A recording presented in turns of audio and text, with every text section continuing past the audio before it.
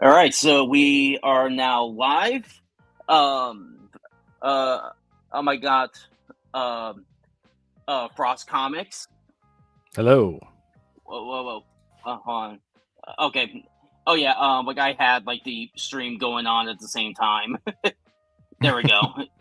Yeah. So I just got out of it. Um, yeah. Before we get into anything, like I just want to wait to see if some people show up.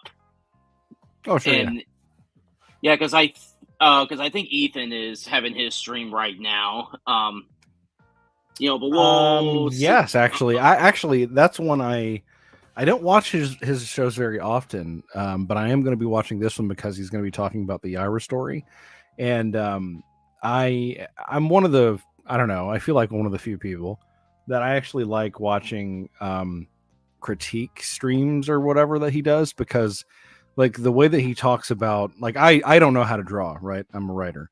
So when Yeah, I can learn from an artist who explains like the when he did a breakdown of the art of AlphaCore, I actually really enjoyed that because he was talking about, this was a good pose because it minimizes the empty space, and this is a bad pose because it leaves too much and stuff like that. I was like, well, that's actually really cool. So yeah, I enjoy that kind of stuff a lot. That's really entertaining. So talking about the story, I am interested to see what he thinks about it. I obviously have my uh, published opinions on it and everything, so I'm curious what he thinks as I guess from the writing perspective, not just art. yeah. Um. Oh, part of me feels that that most of his critiques, especially when it comes to the Ripperverse, they're mostly done in bad faith. Um. And I am not a Ripatard. Um. But I just think that his critique is like it like he's not being as honest as he should.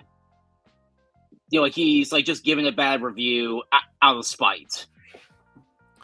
It's very possible because I think that it's very even people who I mean honestly, even if you have good faith, if you have bad blood with somebody, it can be difficult to go into anyone's product and review it objectively when you have an agenda against a person.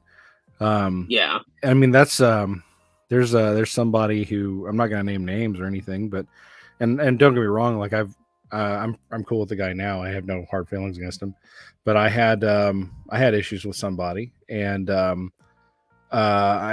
have his comic on my to do list eventually. It's not like a priority because it's not currently on a campaign or anything. So it's not like something I want to get out right away. But I want to make sure when I do the review that I want to really be as fair as I possibly can because he was kind of a jerk to me, and I don't want that to influence anything I would say about his work because his work and his behavior are separate. Yeah. Um. Yeah. Whenever I try to like review something, I always try to be as nice as possible. You know. Like I always want to explain why I think something didn't work, and I will also explain like what does work. Yeah. Yeah, yeah, because I don't want to do like this vague, like, oh, this is just bad, just because. Oh yeah, of course not. Yeah, of course not. Yeah, and before we started the show, like we were talking about Akira Toriyama, um, and I was going to get into like the art style of One Piece, where like it where One Piece is like it's like the one manga series that is just winning all all the things. Yeah, um, uh, that's for sure. like it has the most manga sales. Uh, it has the highest like anime ratings. It's got an actually good live action Netflix adaptation. I've heard that about it. Yeah. Yeah, I actually watched it. Like me and my a buddy of mine is a diehard One Piece fan, and he was really shocked in how good the live action One Piece was because if you really look at One Piece, like this is not the just like Dragon Ball, it just doesn't seem like something that you can just that you can just adapt into live action because it's so cartoony. Yeah. Though I think I think Dragon Ball can work in live action. It just has to be like the classic Dragon Ball. No Super Saiyan stuff. It might be able to. They did try once, and like it did not work out very well. I mean, it wasn't, but that wasn't Dragon Ball. That's the thing, right? Like that was that was somebody else taking a property and then they wrote it the way they wanted to. That wasn't true at all to Dragon Ball in any capacity, really. But I think they might be able to. I think the tricky stuff, in my opinion, the tricky stuff when you try to translate something like Dragon Ball to live action is like it has a lot of weird gags, and it's hard to keep some of those in live action. Like, can you imagine Goku patting a girl's crotch and wondering where her testicles are in a 2024 live action adaptation? No. Yeah, like I just don't think they would even just. I don't think they would even do that scene at all. And they would. They wouldn't. They would not. No, they would not. And I think like when they had to get the Roshi, get the Dragon Ball from Roshi, I think they would just have to like completely rewrite that scene. Yes, they would have to. Yeah. Because like if they're gonna make it work, they'll have to make Bulma like over 18. Yeah. There would have to be, if it was going to be an adaptation, they would have to change some stuff for some of the people that would be watching it over in the West for sure. Yeah, and because like with Bulma in back in the 80s, like she was like 14 or 15 at the time. Yeah, she was like early teens. Yeah, and I think back then, the age of consent was like 14 or 15 in Japan. Mm-hmm. So I think that's why they were. So I think that's why Toriyama was allowed to get away with it. Because like Japan had like a different age of like consent law. Back then. Yes, it's very different there than here. And I think it'll be really interesting to see how they would do like the Pilaf part. Because exactly, like I imagine, like Pilaf is, I mean, he's itty bitty, right? So like, yeah, you know what I mean? Like everything, like, so do a live action Pilaf. Okay, do a live act. Like imagine watching a show and it's even remotely serious, and then a diminutive talking dog ninja shows up. Yeah. Like, you know what I mean? Like a corgi ninja. Yeah, a corgi ninja. A corgi. What's up? Is that Itchy? Sorry if I pronounced your name wrong. What's up, man? Thanks for joining us. Oh, there we go. Hey, Itchy. Yeah, there we go. Total excellence. Oh my god, I do not get that reference. Oh my god, I don't know if that's something that he says. Like I think like I also think like the Red Ribbon Army arc is extremely doable. Yeah, that would be. Yeah, you're right on that. Though I think with today's standards, like I don't know how they would do with like Commander Black.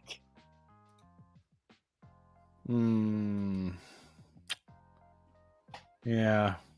Yeah, because like Commander Red, he's a redhead. Okay, that works. And like, Well, I like, mean, like, there's just a lot of stuff, right? Like, I mean, yeah. Popo, right? Like, Oh my God, are you allowed? yeah, exactly. So yeah, I think it would be tricky.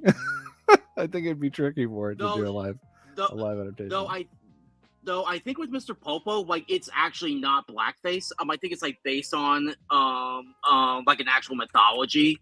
I can't remember what it was. I think it's only blackface in the sense that I think his face is literally black. So I mean, I've always understood him to be just a whatever being he is. I think he's based on a gem. It's just he's just literally black. But Commander Black, that's a tougher one to defend, because like the way he drew him is pretty much based on the very old depiction of a blackface, especially the way the lips are drawn. Yeah. Though those kinds of lips are actually very common in Japanese art. Like Usopp,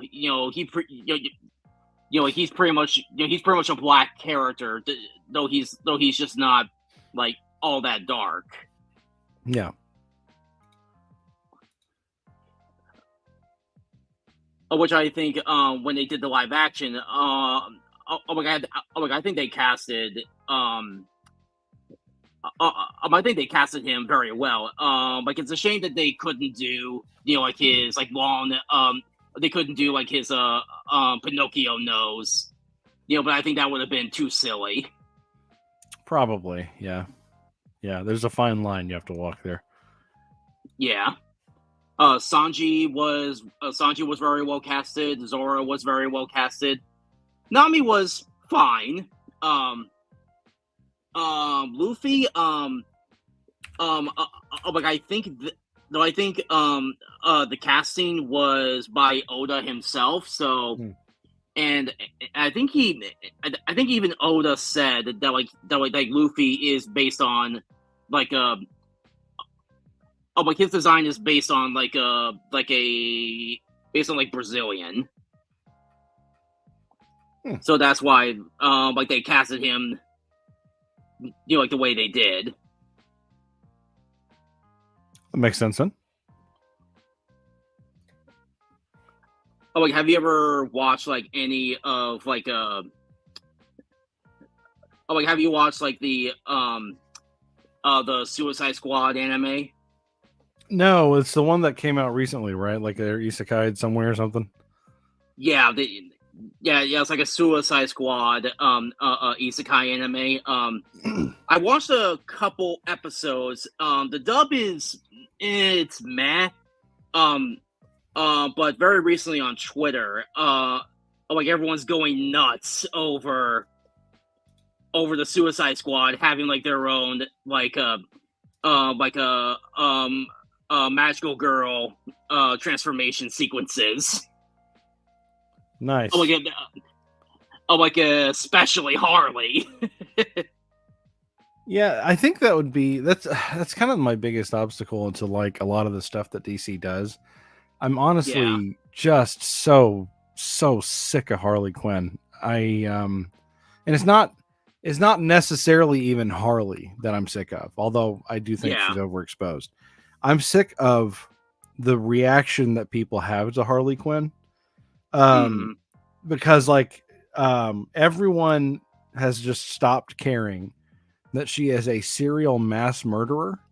No one cares anymore. Yeah. It's like, but she's hot and she's quirky and she's goofy.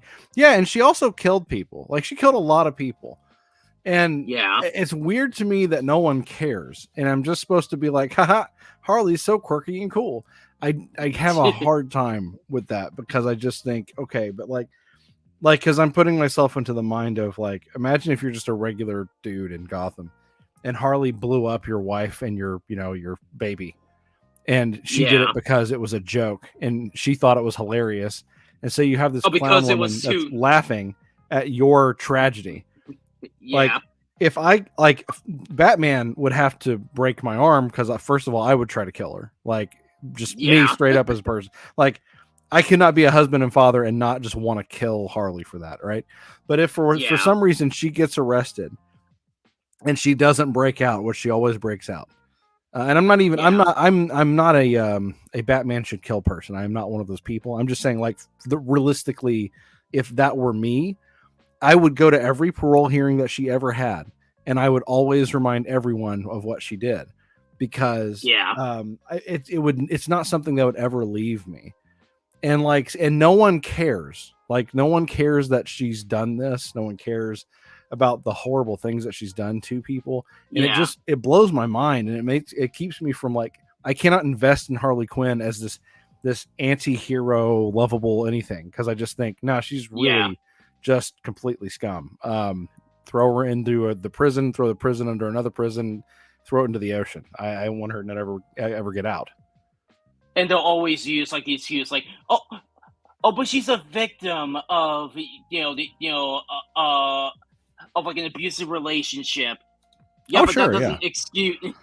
Yeah, Like, they I'll always grant use that 100%. I'll grant that she absolutely is the victim of an abusive relationship, and she still pulled the trigger, and she still detonated the bomb, and she still threw the grenade. Yeah. You know, like, I have all the pity in the world for you, Miss Quenzel, and I recommend that you get therapy while you're still in prison forever. You know, Like, sucks if to she you. ever, like, if she ever like killed my family, just because it was Tuesday, Yeah. like, I would like just put her in a situation, to where I can say, I'm not going to kill you, but I don't have to save you. It's just and again, like I said, I'm not upset if Batman doesn't offer. I'm just saying, like, if that happened to me, Yeah. that's never anything that I would be able to like even like, if you talk about it from like a spiritual sense, like, if as a Christian you can forgive somebody, that doesn't mean that they then forego justice. Like, I can forgive her, but she still has to face justice for what she did. And at the stage in her criminal career or whatever, she has killed incalculable numbers of people, where it's like, Yeah. there's no point where she can get off of the justice train. You are going to be in prison forever because Gotham apparently doesn't execute people. And that's fine if that's their decision, but you're going to be in prison forever. Yeah, but but this is the real reason why why Gotham just doesn't execute villains like the Joker, because if they did, then DC will have like no more stories to tell. Yeah, there'd be no more stories. That's really it. I mean, it's funny because people get into these arguments about whether or not Batman should kill or shouldn't kill, and I mean, I'm happy to have that conversation with people. I can argue whatever point they want me to argue, but at the end of the day, it doesn't matter. Ultimately, it's decided by DC editorial because they want to tell more Joker stories. That's the only thing that actually decides it. It's not really relevant whether Batman wants to kill or doesn't want to kill or has a philosophical justification for it. Doesn't matter. What matters is that DC editorial doesn't want him to kill people because they want to tell more Joker stories. That's the end of that. Yep. Like, have you seen like the Robot Chicken parody where like they where they put Joker on like the electric chair, and I think like Commissioner Gordon did not he like left out the sponge or something, so he explodes. Wow. Like, it's really funny. No, I haven't seen that. That sounds great though. Do you have any last words, Joker? I know that Jesus has forgiven me. Oh, was that a joke? No. Oh, wonderful. But like, speaking of like DC anime, like I'm loving the hell out of my adventures with Superman. Like it's a really good show. I haven't seen it actually. You But really should. well, Like Gary, I've kind of like so. I don't talk about this a lot because most people just don't care. But like, I I don't watch a lot of mainstream stuff anymore because like I at the end of the day, I feel like they hate me like as a person because like DC and Marvel and Disney and all of them, they're all very anti every single thing that I hold of any value. They and it's not like they don't like my beliefs, my ideology. They hate it a lot, and they work against it politically and in every opportunity that they have. And it's kind of funny because like I'm a big Star Trek fan, but I stopped watching Star Trek when the J.J. Abrams movies were made because they're not Star Trek movies. Like, and I'm not saying anything about like the objective quality of the films, but I'm saying like as a Star Trek piece of media, it is not Star Trek. If you watch any of the films from the original series, Next Gen, the films from Next Gen, DS9, they all have like Star Trek is like it's boring, right? I love it, but it's boring because everything is about talking. It's by design, right? Because like the original Star Trek, they have a cheap set that's made out of, they have a budget of $20 and the wishes of everybody on set. So they use that and they build this amazing set with this incredibly tiny budget. And so what do they do when they have a couple of sound stages and some costumes left over from Westerns and World War II? Well, they make Star Trek. And so they get around this by doing a lot of talking. So so you have to do that. So that means that you can't have a lot of action unless it's just like a skirmish here or there, or Captain Kirk throwing a rock at a reptile, right? Because of the way that the show's formatted. But that's the thing, like I love that. And millions of other people love that. J.J. Abrams didn't like he was on record saying he never watched Star Trek. He always liked Star Wars more. And so they took this guy who didn't watch Star Trek and they're like, this guy's perfect to make Star Trek, which is like the weirdest thing that you can say, so he makes the Star Trek 2009 reboot. I despised it. So like, it's like, this is the antithesis of everything I care about as a Star Trek fan. So I was like, well, all right, it's not for me. That's all right. Not a big deal. This is how they want to do it. Then this is how they want to do it. And, it's for, I guess, whoever this is for, Godspeed to him, I guess. But that's been my philosophy to it. There's like, whenever I've been invested in a lot of stuff as a fan. And when it starts going in a direction where I don't like it, I will absolutely extend some faith and I'll give people a chance. Like I watched the first Star Trek movie, right? But then I watched it and I'm like, this sucks. I am not going to watch the next one. So like I will watch something and then I'm done. And I'll listen and I'll see, okay, are they course correcting for the next season or this next movie or whatever? And if they don't, like I'm at a certain point, I'm just going to stop watching because of, the quality. Like I'm just not interested in it. And that was my philosophy. Like I said, 2009, I was kind of like that. And then when people started moving into this really hard, active, left-wing media agenda, it just made it really, really, really easy for me to walk away from stuff because I was already walking away from stuff just on like quality principles. So I was pretty invested in Marvel and DC until I like for the comics and the games and everything, I'd say probably until the mid 2010s. And because I started to see, I got a bad feeling about DC and their direction, more so than Marvel actually, when they announced that they were relaunching Batwoman. And it was the thing that made me feel bad about it. I don't care that Batwoman is lesbian. I cared that the first and only thing that I knew about her was that she was a lesbian.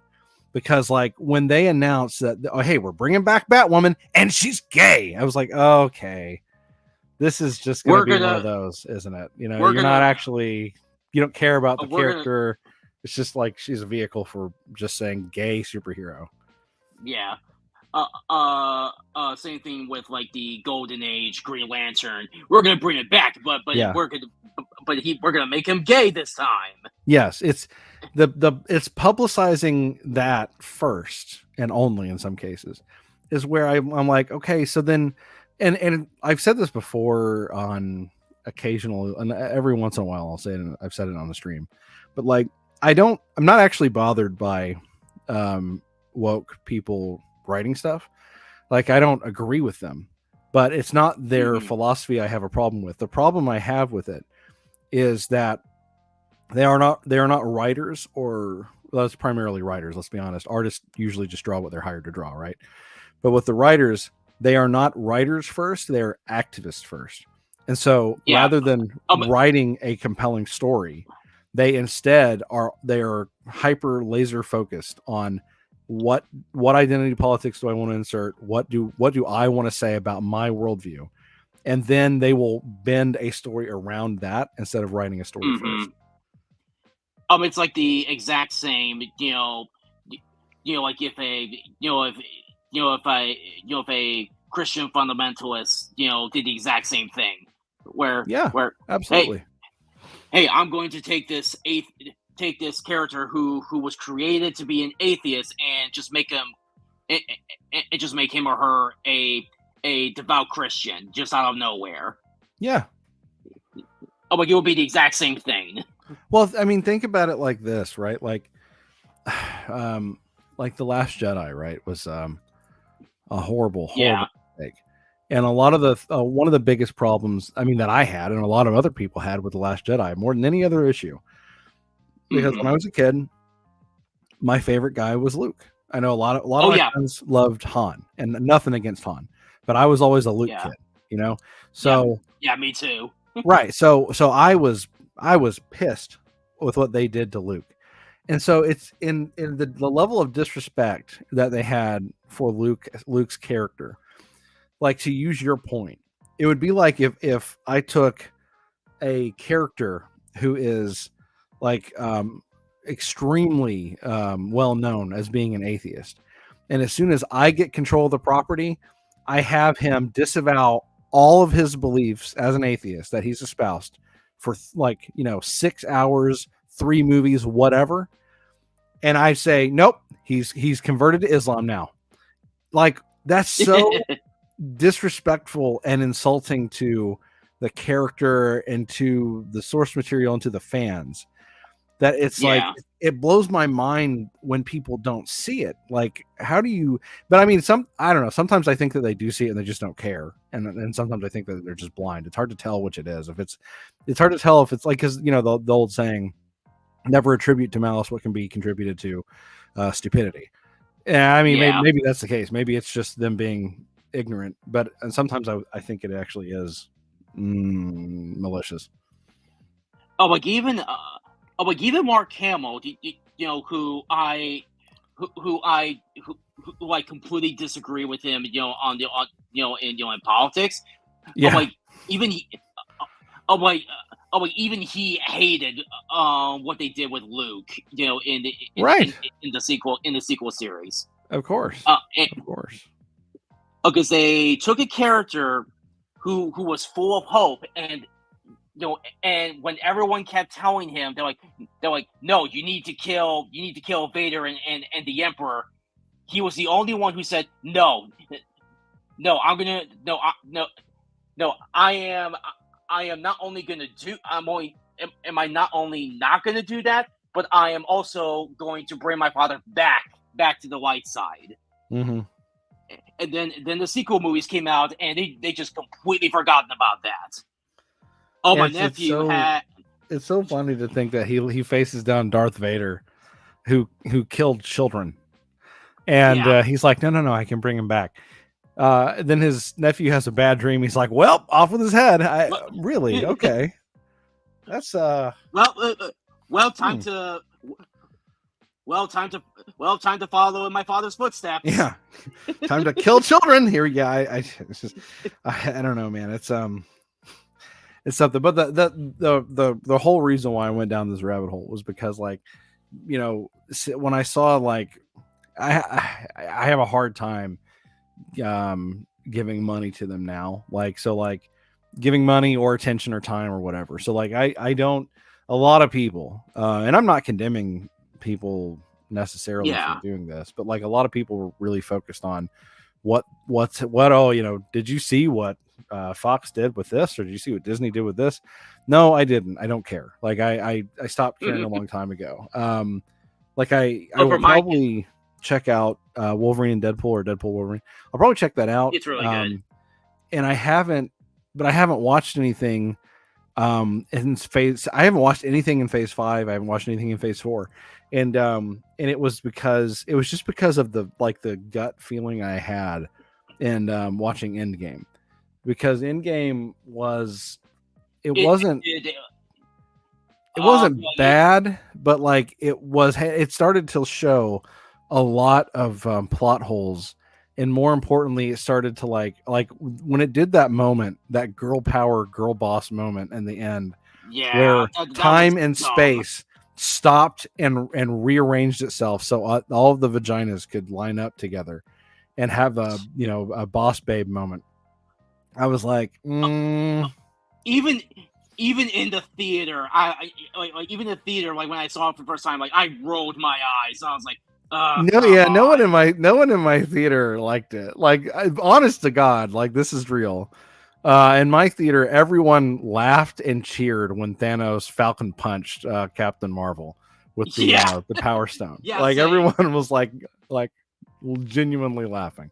Yeah. And so, like, when I saw, like, so I was like, I looked at that and I was like, okay, I see where you're going with this. Okay, and I was just like, okay, I think I'm done. And then sure enough, like, I made the right call. Every movie that they made after that has been just worse than the previous movie, and it's just so cringy. And so I'm not one of those guys who is like, I'm not gonna go watch it and then I'm gonna get up and make a 10-minute video. Oh, so Doctor Strange is so woke. Oh my! No, I don't. I'm not going to do that. I have so little free time. I'm not going to spend the little bit of free time that I have hate watching anything. I do not have the patience or the inclination for it. I just really don't. The only Marvel movie that I thought was actually decent post Endgame was the Shang-Chi movie. Oh my god, I thought that one was that one was decent. It didn't feel like it was trying to push anything. It was just it felt like just a good old fashioned kung fu movie. Nice. And I look forward to seeing the sequel if we're ever going to get one. Right. Yeah. Because, like, I think in the, because, like, in the movie, Shang-Chi is wearing like this jacket that's orange and blue, and I was like, are you trying to make a Dragon Ball reference? Well, they in Black Panther, Jordan was actually he like made a point to have his body armor colored so it looked like Vegeta's Saiyan armor. Oh man, that would have been awesome. Like, he did though. Like, he actually did do that. Yeah. Michael Jordan, Michael B. Jordan, I think is that his name. He was Killmonger, or yeah. Was that in the movie or was that something he did on his own time? Oh yeah. Black Panther. Maybe that was on purpose. Dragon Ball armor, yeah. Like, it's real. It's subtle, but, like, if you know that he did it, and you look for it, then you'll see that he actually did. He actually did gotta get the color so that it looked a little bit like Vegeta's armor, which is hilarious. And like on the DC side, like they're in the process of doing their reboot, starting with Superman. Yeah, and like I'm cautiously optimistic because the suit is not bad, but I just don't think it works. What did you think of Zack Snyder's films? Like I really liked Man of Steel. Probably the worst of the movies was The Flash. Like that one was just genuinely bad. Because like the special effects, like I don't know how much they paid. I heard they were weird. Yeah, I heard they were weird. Like the only good thing that they did was that they showed like all the different kinds of Superman. They showed the George Reeves Superman, the Christopher Reeve Superman, and they showed the Nicolas Cage Superman. I was like, yes, nice. Yeah, because that was a botched Superman movie that Tim Burton was going to direct, and I think Kevin Smith was also part of it. But then Warner Bros. Just completely scrapped it. And I kind of wish, maybe they can do, kind of like what they've been doing with the Batman 1989 Batman, where they just made comic continuations of it, and I would like to see them do a comic adaptation of what the Superman Lives movie could have been. Because I think Superman, because I think Superman battles a giant spider monster from It. Yeah, I heard about that too, and I was like, well, I don't know what is there a reference I'm missing here? What is this? I don't know. I think that's just something that Tim Burton just wanted to add, like giant spider because scary. Yeah, I do not know what the I don't know what the thinking process for that was. But with the new Superman, I have no doubt that the actor that they got is gonna do a good job, and I have no doubt everyone is gonna start forgetting about Henry Cavill, once they see his performance. I think that really it's not even up to the new guy. It's really up to what he has to work with, because that was in my my 2 cents. I don't think that Henry Cavill, whatever, he didn't do a bad job or a good job. He didn't have anything to work with. It's like he moped most of the time in most of the films, and it's strange because I don't see a whole lot of movies, again, limited time, but I did see The Man from U.N.C.L.E., which he filmed after he did Batman versus Superman, I believe, and he was charismatic in that. He was really charming, very likable, and I just remember thinking, why isn't this guy why isn't he acting like this when he's playing Superman? And it's like, well, he can't, he can't. He's being told, okay, frown. Okay, look depressed.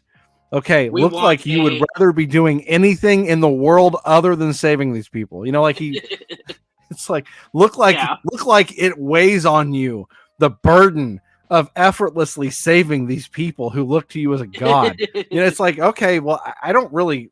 Okay, it was very odd to me, some of the creative decisions that were made with Henry. So because I remember thinking back when there's a whole long story. The short story is I think that Zack Snyder is a hack.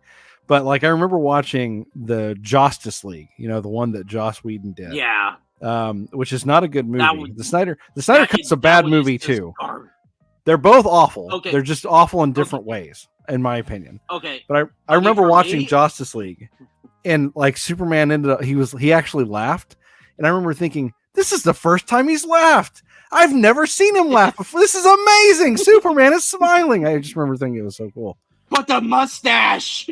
Yeah. But I'd rather have the mustache with the weird goopy face than have I don't know, Psycho Superman that's chopping body parts off of what's his name, the horn guy. I don't even remember.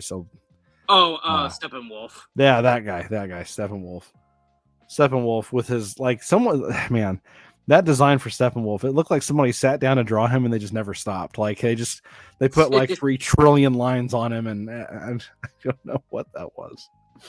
Like I kind of have a different opinion that like the Joss Whedon version I hated. It just did not work for me. But the Zack Snyder one actually worked for me because it felt like an actual conclusion to his own trilogy.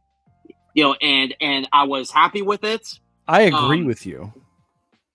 And like if they ever like wanted to get back to it, and I think they should just do like a comic adaptation because there was supposed to be more to the story, where like Superman where Superman joins Darkseid somehow, and I do want to see how that went. But they don't need to make a movie out of it. Just do a comic adaptation. That can sort of tell us, what was supposed to happen. And I think the Snyder fans will be satisfied. The Snyder fans, and I mean this with all respect to them, will be satisfied no matter what, because if he makes something, they will like it. There are tremendous plot holes that exist in Batman versus Superman and both versions of Justice League that you can, as soon as you start the movie, there's immediately so many plot holes that it breaks the plot. And like right off the bat, like one, because I don't have an interest in like debating it with people or whatever. But I don't mind talking about it. But like the right off the bat, there's the fact that like the mother box, it screams out, it calls out when Superman dies, right? Yeah. Right. Okay. So why didn't it call out to Superman? Call out before Superman arrived on Earth? Yeah. Right. Like that immediately breaks the film. Superman has only been on Earth for about 35 years, and there were eons where the mother box could have called out and it just was like, I'm not going to do that. And why doesn't it do that? Because Zack Snyder didn't think about it, and then the movie wouldn't happen. Yeah, though I think they could explain that because Superman was there, they just did not want the mother boxes just did not bother alerting Apocalypse, because I guess they knew that because if the Kryptonians there, like they got no shot in taking over Earth. But there was no Kryptonian before Superman showed up. Oh yeah. Okay, yeah. You see what I'm saying? Like there was no Kryptonian. Yeah. So any time before Superman showed up, there was apparently hundreds or if not thousands of years. At any point before then, it could have just said, "Oh, hey, Darkseid," and they didn't until Superman did show up and then did die. There's also the fact that like Darkseid was on Earth. It's fine that he lost, but you're telling me he forgot how to get back to Earth? Like he went to Earth, he lost the fight. That's fine. He leaves and then he forgets where Earth is. That another like that breaks the plot. Like it's, unless you want me to think that Darkseid is literally just the stupidest person that has ever existed, and I don't think that he's supposed to be. No one wrote down the coordinates. No one like it wasn't logged in the ship. They didn't remember the planet Terra. They didn't remember any of that. They just forgot about it. Like it does again. It just breaks the film. So like, there's so many instances like that where it's like you have got to not think about it, because if you do, you will say, "Hang on a minute, that doesn't make any sense." Yeah. Yeah, but I still enjoy the films as they are. Right. And that's what I say. I agree with you that he could complete his trilogy. Like it does feel like an end to his trilogy. Yeah. Like he got his trilogy. He's done. He doesn't have to do it anymore. Let's move on.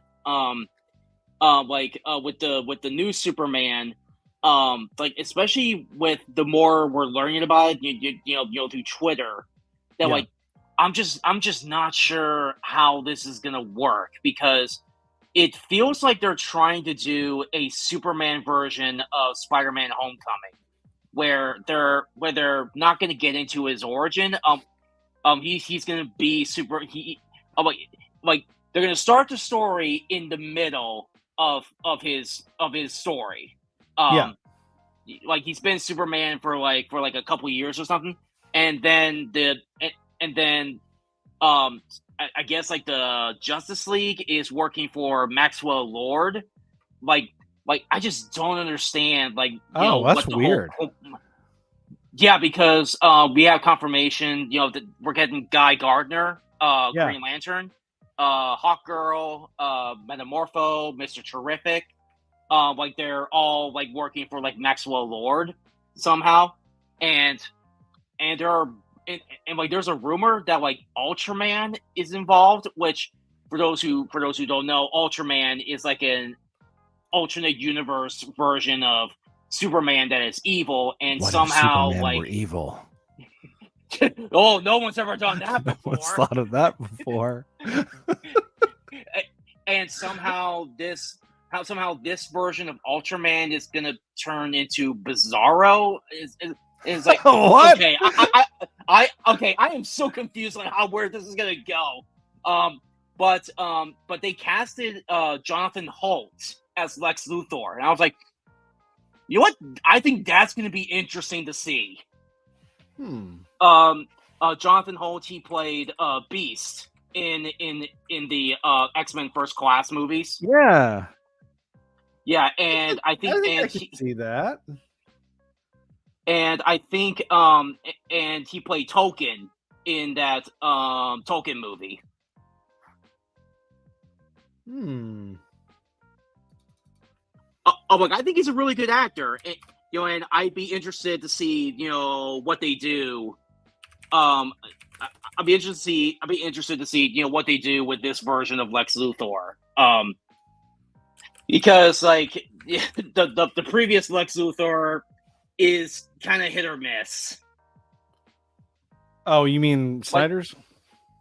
Yeah, like I'm kind of mixed on it because if you think about it, Lex Luthor is kind of crazy, but the thing is that Luthor is not like the Joker. Like he's quietly crazy. Yeah, well, I think that I don't even know. I mean, like, I guess you could. I wouldn't really object necessarily to someone calling him crazy. I think that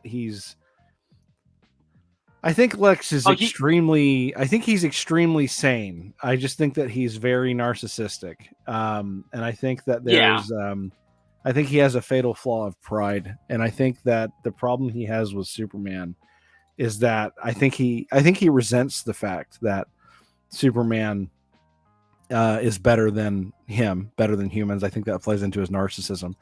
Yeah, just by default. Yeah, I think that I think he hates that Superman is better than him because Lex is, and I mean like morally better, because Lex is very underhanded. He's very he's a sleazy businessman.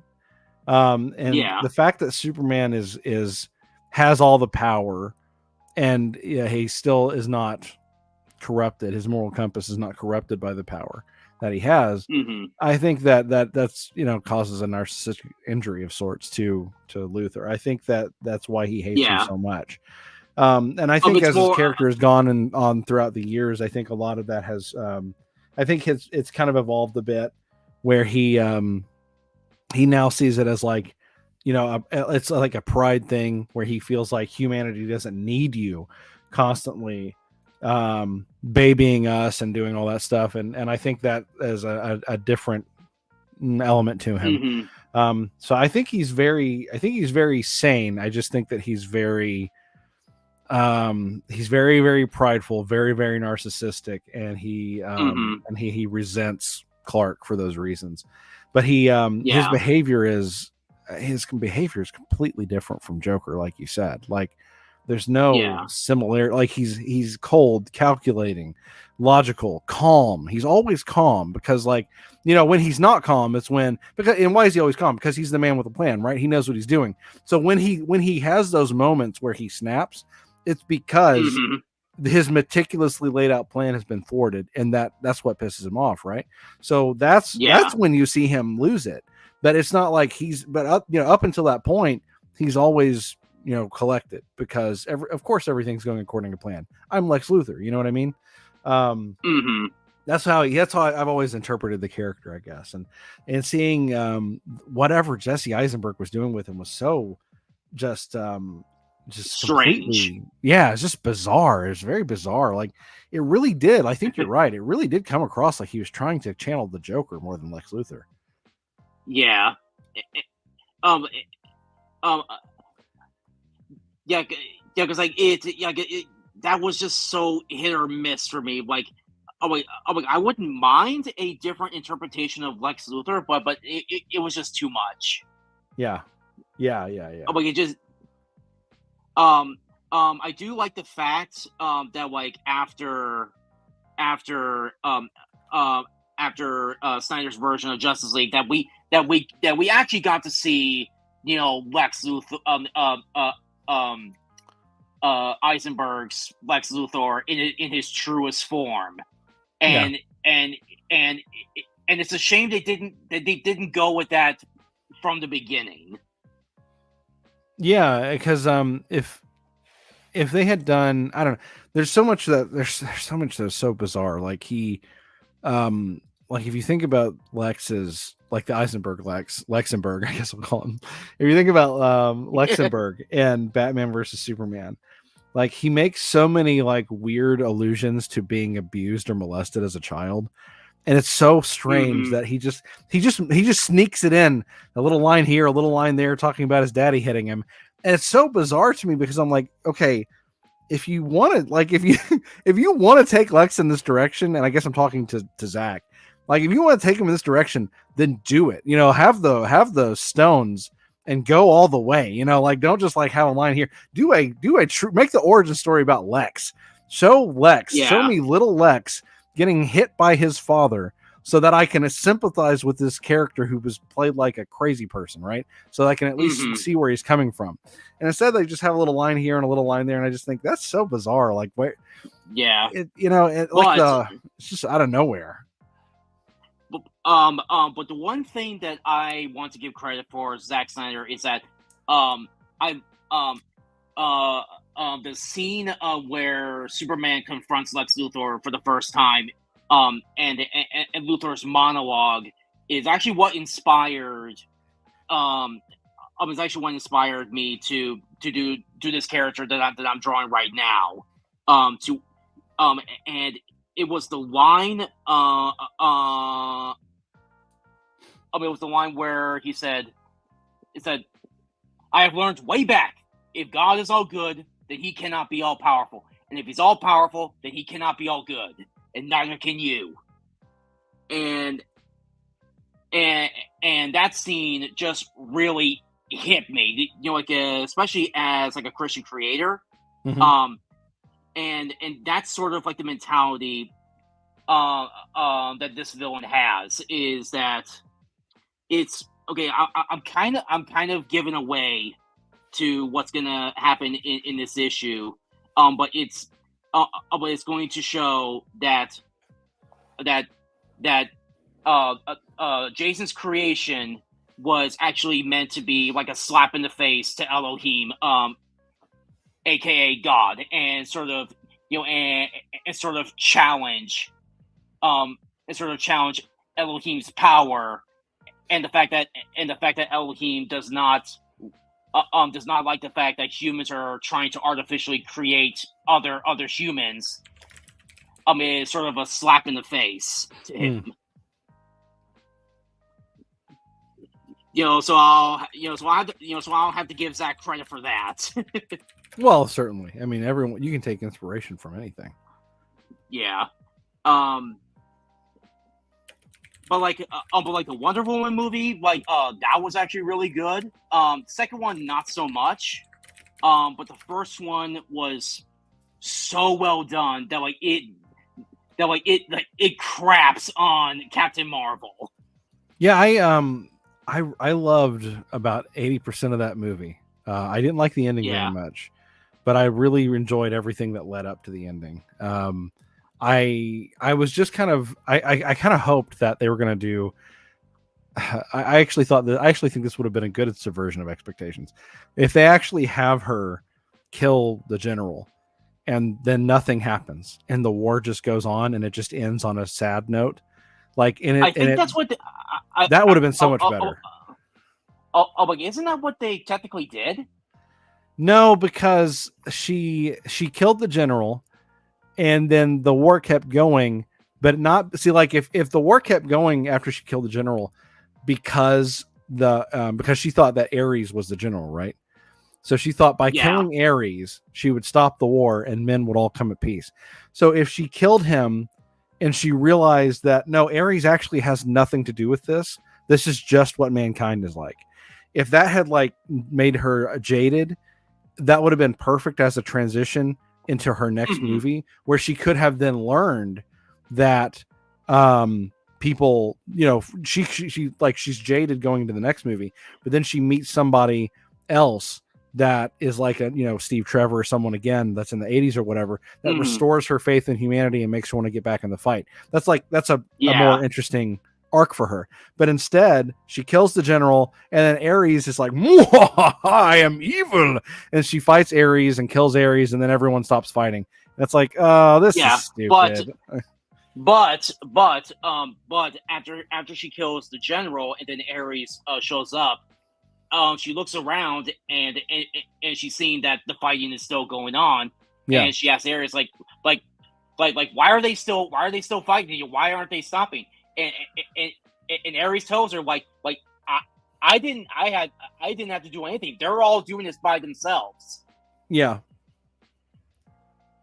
It's just that if she hadn't fought Ares, I think it would have been a better ending. Yeah. Yeah, but it's a comic book movie. You know, we have to have an epic fight scene. Yeah, there has to be a giant blue laser that goes in the sky. You know. Oh man, what was I gonna? Like there was something I was gonna say, but now I'm starting to forget. What I also loved about the Wonder Woman movie is that Wonder Woman is strong, but she also has a feminine side. Like when she I think when she gets to London, and she hears the cry of a baby, and she gets excited, like, oh, a baby! Like you know, she gets excited about it. And I was like, yes, she's a woman. Let she can have super strength, but let her be feminine. Yeah. Well, I don't know too many people because I abandoned the comics long ago. Have they been pushing that out of her character?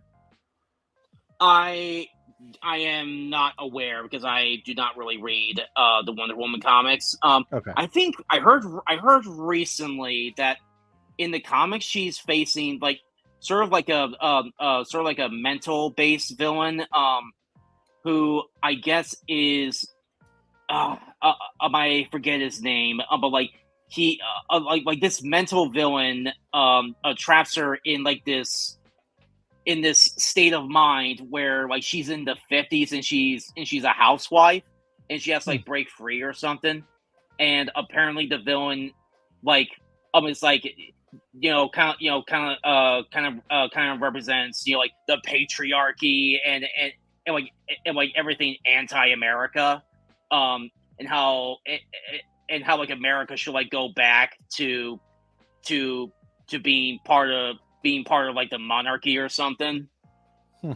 It's kind of weird. Weird, huh? But like I have been reading like the My Adventures with Superman comics, and what I love about it is that they actually try to stick with its anime art style, and it takes place in between season 1 and 2, but it's not the kind of story where you don't really have to read. You don't have to read that comic in order to understand like what happens. Because it's more like a filler episode. I want to bet it was like probably like a scrapped episode script, that they like just adapted into a comic. That would make sense. Yeah, I remember that they did a decent amount of that with other properties. Like I think that they did that with a decent amount of the X-Men Evolution episodes that they didn't get to bring to air, and a couple other different properties like that too. Yeah, they also did that with Young Justice. When that cartoon was very popular. And they also like DC also did like a very interesting thing where they took something from like the Superman radio show and adapted it in a comic form. It's called Superman Smashes the Klan. And, and I thought it was a really cool idea. They're like, okay, let's take something from the Superman radio show and just adapt it into a comic. And I want them to keep going. I keep doing that, but for some reason they stopped. And I was like, we all know the real reason why they made this comic. Because Trump. Yeah, of course. But it is based on like an actual like a radio show episode of Superman. That is cool that they did that. That's a nice way to acknowledge something when I throw back. Yeah, that's cool. I dig that. Yeah, and they went with like a more anime, like kind of a mix of like anime and like a traditional cartoon style, which I think really works. Mm-hmm. For like the for the style that they're working with, because like it all takes place like in like the 40s. So I think a more cartoonist style works. Especially like with the with like the Max Fleischer Superman cartoons. Yeah, the goat. Yeah. And Amazon Prime has put up like the Batman Caped Crusader anime show, which was done by Bruce Timm, who did like the Batman the Animated Series. Yeah. That one is it's kind of meh. I like the 1940s look of it, because like it's definitely based on like the golden age Superman. But the thing is that Batman is not the main character of the show. It's mostly about like Detective Montoya and Barbara Gordon, which it's like I don't know why they keep doing this, but it's like okay, so they made just like in the Batman movie where they made Commissioner Gordon black, and I think that's completely fine. I don't really care. But the thing is that Barbara Gordon, being Commissioner Gordon's daughter, she's black too, but she kept the red hair. Yeah. And I'm like, oh my God, are you really doing this? Of course. Are you doing the Ariel? Are you doing the Ariel thing again?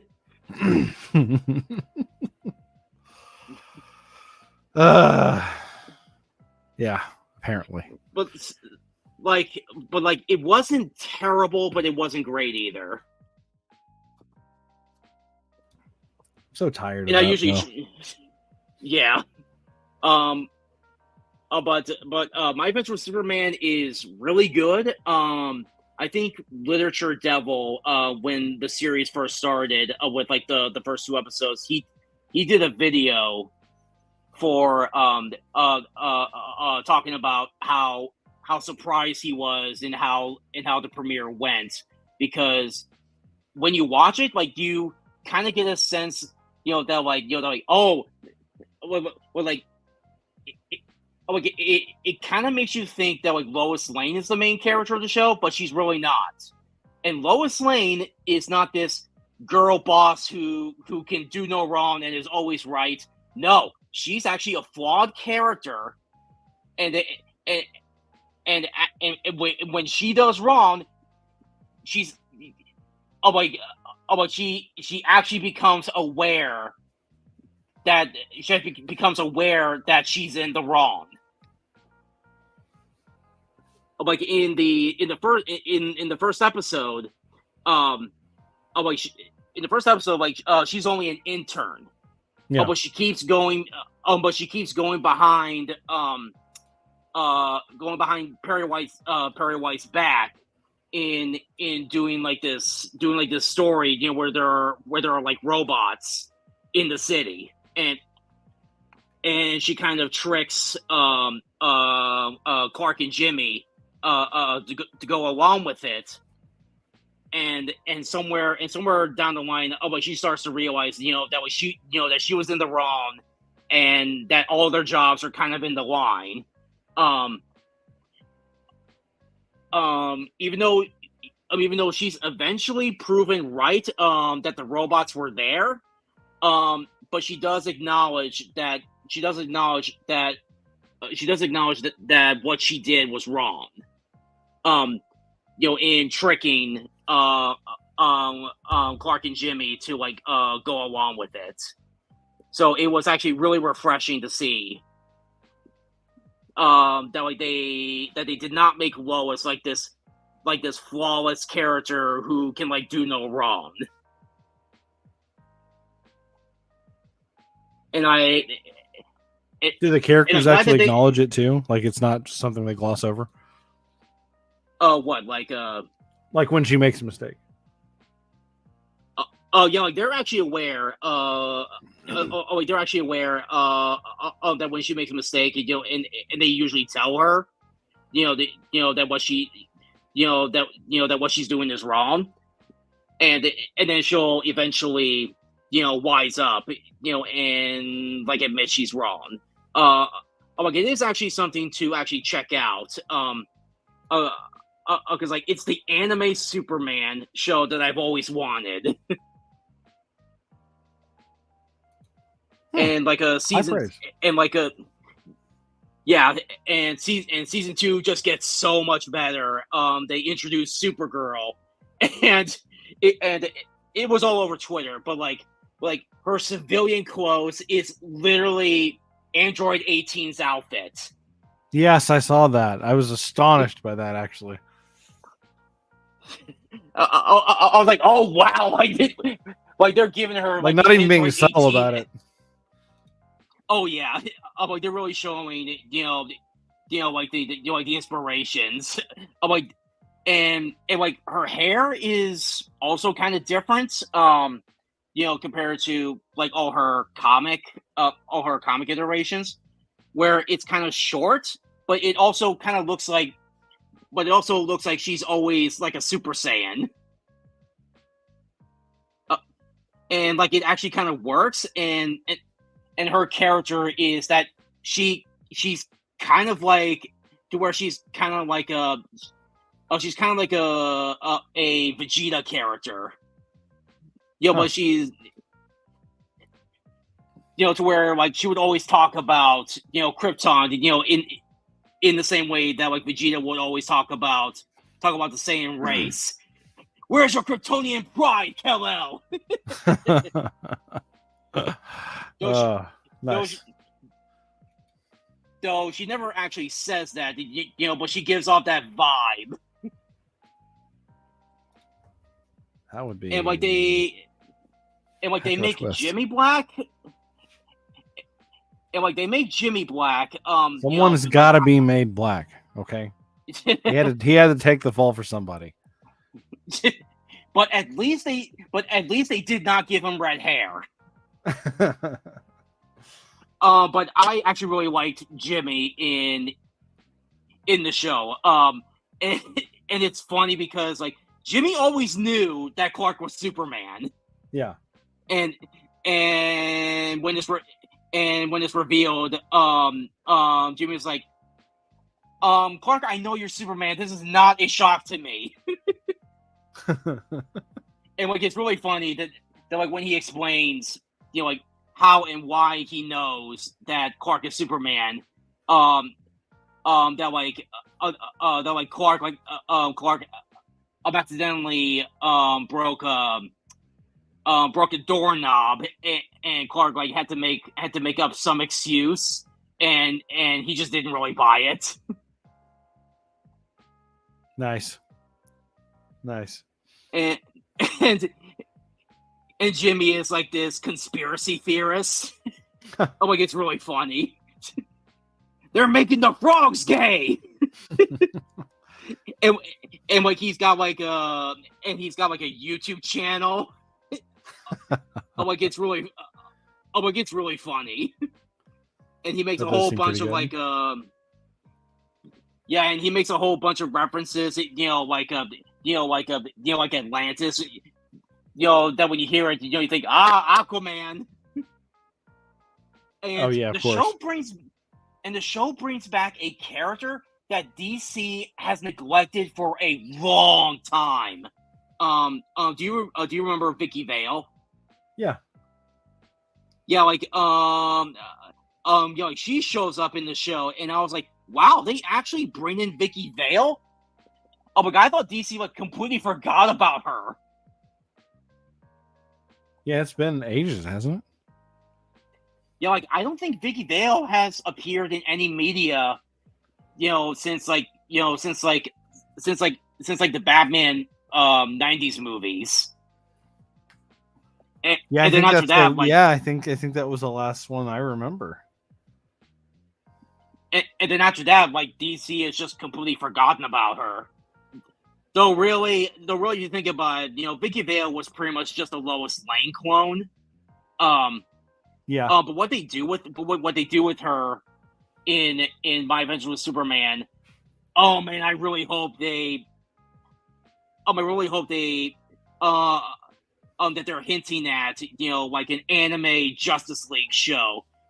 Give me anime Batman.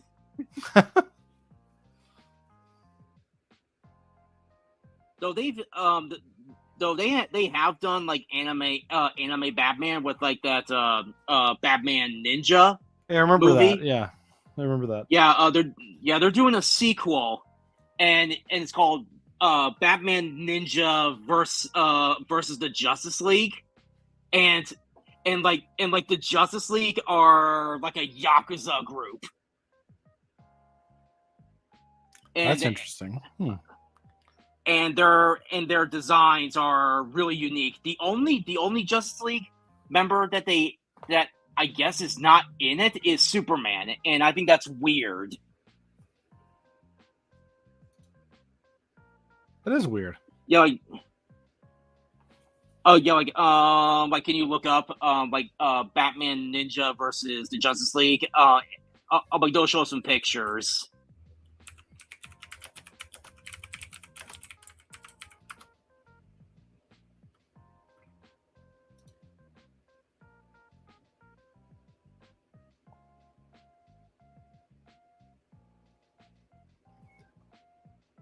Oh, that's crazy looking. Yeah, and I'm loving the designs of Flash, Wonder Woman, and Aquaman. Like especially Aquaman. Like his design is very fitting. Because he's designed after a Japanese fisherman. Yeah. And Flash, Wonder Woman Flash is crazy looking. Well, yeah, like the hat they make him wear, which is like a reference to like Jay Garrett Flash. Yeah. Wonder Woman is like designed after like a what do they call it, like a geisha. Yeah. Yeah, and she's got like a fan and the lasso, which I think is really cool. That is cool. And I don't know it, and I do not know if Superman is in it, and maybe they just did not want to reveal it yet. But I would love to see like like Japanese Yakuza leader Superman. Yeah, that would be insane. Yeah, but we'll have to wait and see, if it's actually part, if Superman shows up. Yeah, because it seems DC is really getting into the whole anime aspect of their properties. Well, they're trying to adapt more of the comics into like manga style. I mean, by style I mean size, Yeah. manga size stories. I think like they're trying to make it more, I guess, more accessible, smaller, cheaper. Make it try to compete in that sense. Yeah. Wonder how that'll work. But I would just like to see them, like actually. Well, I think there is a Superman manga, but I don't think it's very well known, and I think it's only available in Japan. And I know that Marvel has been getting into manga as well. They Yeah. did. They're doing a Deadpool manga, which I think is hilarious. That is funny. Like I think there's a scene in the Deadpool manga where he actually meets All Might from My Hero Academia. Yeah, I saw that. Yes. All Might is like, insane. I am here. All Might. Yeah, from My Hero Academia. Yeah. Yeah, like I can't believe they have that. But it's actually fitting because the creator of My Hero Academia was heavily inspired by Marvel. I can see that. Yeah, I can see that. and in Japan, like Spider-Man is very popular there. Yeah, they did the live action show there, right? Yeah, like back in the 70s. Yeah. Like I don't know why they like Spider-Man so much, but he just is. Yeah, they do love him though. He is really popular.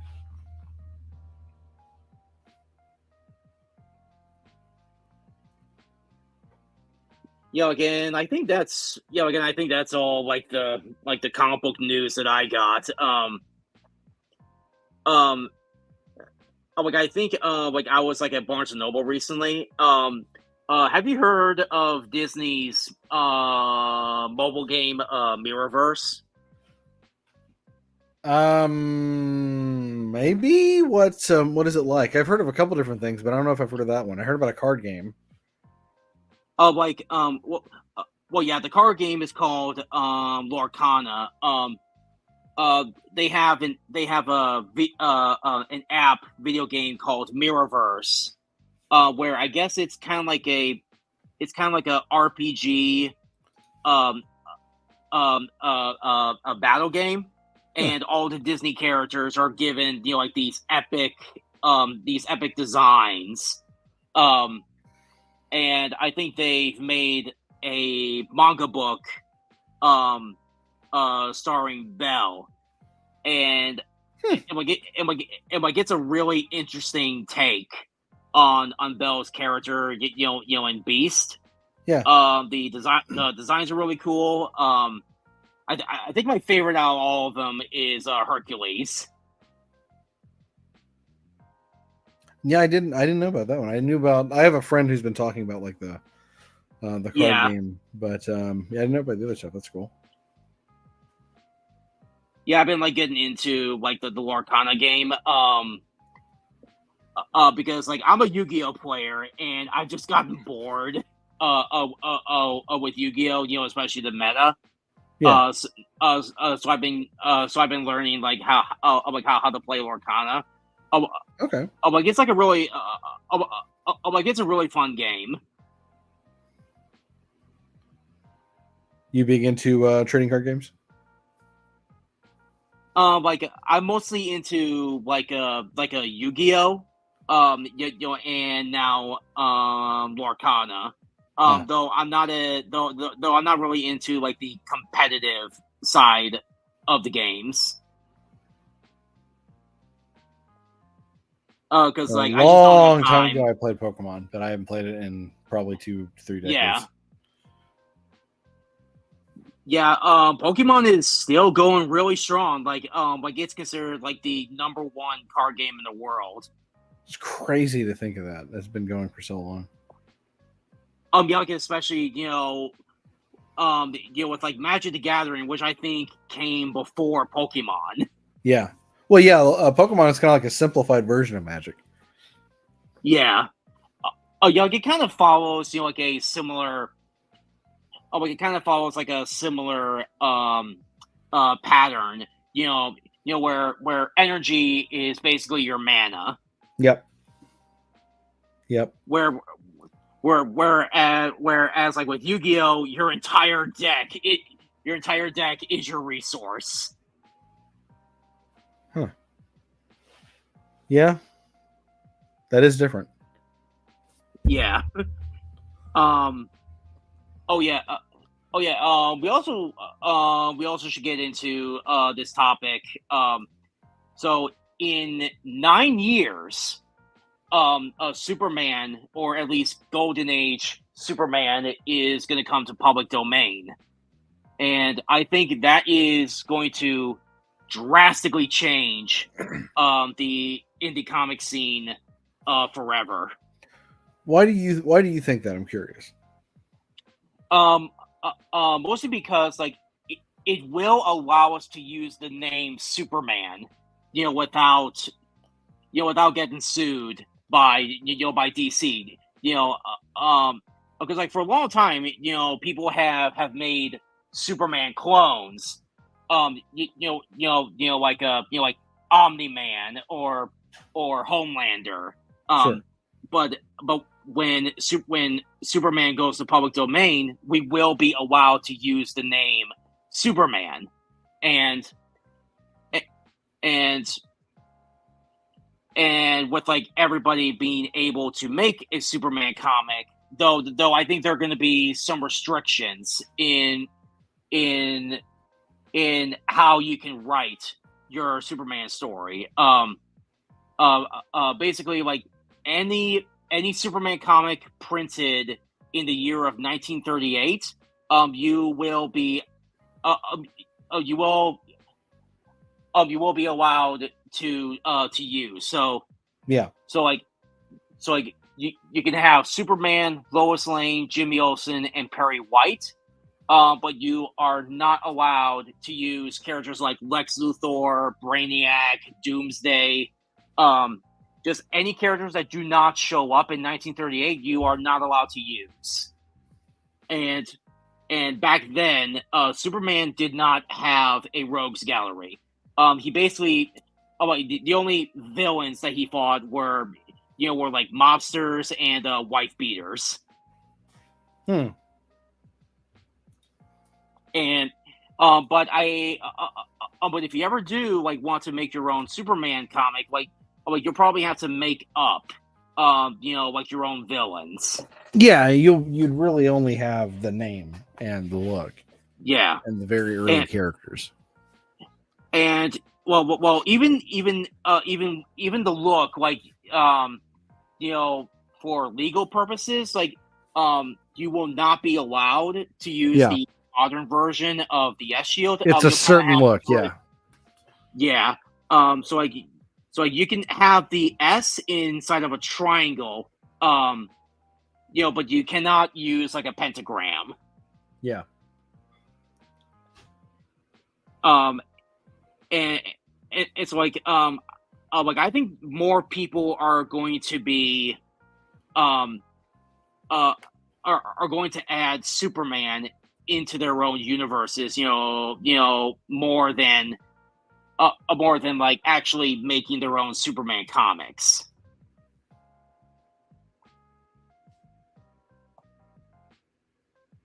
Like like if like in 9 years, if if Eric July, wants to add Superman into his universe, he can. It would be interesting if he did. He'd finally have a superhero. Yeah, a real superhero. Though he would probably, though he would probably botch. He'll probably botch that. Superman, too. No, he'd make Superman a libertarian and Cap who wouldn't help someone unless they paid him first. Like I would love to do my version of Superman, and my version of Superman is not gonna wear the trunks. I hate the trunks. I hate it. Okay. I don't know. I'm not sure if there's much people can do that they can't do already. I guess though. I mean, unless you just want the name Superman, you can, you can't copyright superpowers. You can make anybody that has a whatever outfit you want, give them the same power set, and probably ought to tell the story. Well, that's another thing. In the Golden Age, in 1938 Superman, he only had super strength and invulnerability. That's it. Because I think to be on the safe side legally, I think you should stick only with the powers that he had back in 1938. Because you don't want to get sued by DC, by giving him the exact same power set. Yeah. I think with super strength, I think he can still do the super breath, because it's technically part of his super strength. But I'm not a legal expert. I'm just going by with what makes sense. Yeah, no, I went through a couple of different design changes with because I've got the teeniest little bit of a public domain experience from a anthology that I wrote a comic for, and I went through trying to redesign him to be able to bring him into an actual full-length comic. And when I was doing that, I went through a couple of different colors and looks and everything to try, because the idea is to make him look like Superman, honestly, but not looks like Superman at the same time. So make him look like Superman enough where people see him and think, haha, it's like Superman. But then when they see that he's distinct from Superman, that's kind of the point, Yeah. I guess it your super guy character. Yeah, that's Super Guy. Yeah, exactly. Yeah. If you just wait 9 years, you can legally call him Superman. That's true. Yeah, Super Guy was a comic from the 60s. Well, he was in a comic from the 60s. He was part of the Charleston Publishing superhero lineup, and DC bought all of their characters except for Super Guy, because they thought Super Guy was they were like, well, we don't need this knockoff of Superman. We have Superman. So they just let him fall into the public domain because Charleston went out of business, and they bought the rights to Blue Beetle and everybody else, Peacemaker, everything. So Super Guy's just been sitting here. And when I was in a group chat with someone, and we were all talking, a bunch of different people, all different writers and artists and everything. We were like, hey, we should do, a lot of us aren't published yet. We should do an anthology book where we just do short stories about characters that are in the public domain. And we'll call the book Out of Obscurity. And we'll take these public domain characters and we'll introduce them to everybody again. And I was looking through public domain characters and I saw Super Guy and I was like, oh, perfect. He's like fat old Superman. I love it. So I wrote a story about him saving a grocery store that was being robbed, and he's not even aware that he's saving everyone at the grocery store. He's just kind of stumbling through trying to shop. And it's been very well received from everyone who's seen it. So I'm really excited to get it out and let people take a look at it, and hopefully transition into it being a fixture, like a mainstay for me. But yeah, that Superguy's great. I love Superguy, but he's very much Yeah. inspired by Superman. And I kept actually the original Superguy. He had Superman's colors to an extent, but then he had Mm-hmm. a black mask thing over his head. Ah. That was like, it almost looked like a luchador mask or something. And it was like, well, it was actually red. I'm sorry, it wasn't black, it was red, but it was part of his cape. And so when we were Ah. redesigning him, we just took that off because like part of the charm is that he looks so old. And like Yeah. seeing his face all, you know, wrinkly and frowning and unhappy because he's a grumpy old man. That's kind of like what, you know, makes the character entertaining. So Yeah. we had to get rid of Eh, that when we were doing the book, but it worked out great. Oh, but you could probably, you know, like I said, like in 9 years, well, you can keep Super Guy, Yeah. but then you could bring in Super Guy's son, Superman. Right, exactly. And Yeah. he's like, Dad, stop! Dad, stop! You're retired. It's time to hang up the tights, Dad. It's time to stop. It's time to go to the super Don't old tell me folks what home. to do. I've been superheroing here before you were in diapers. Exactly. Oh man.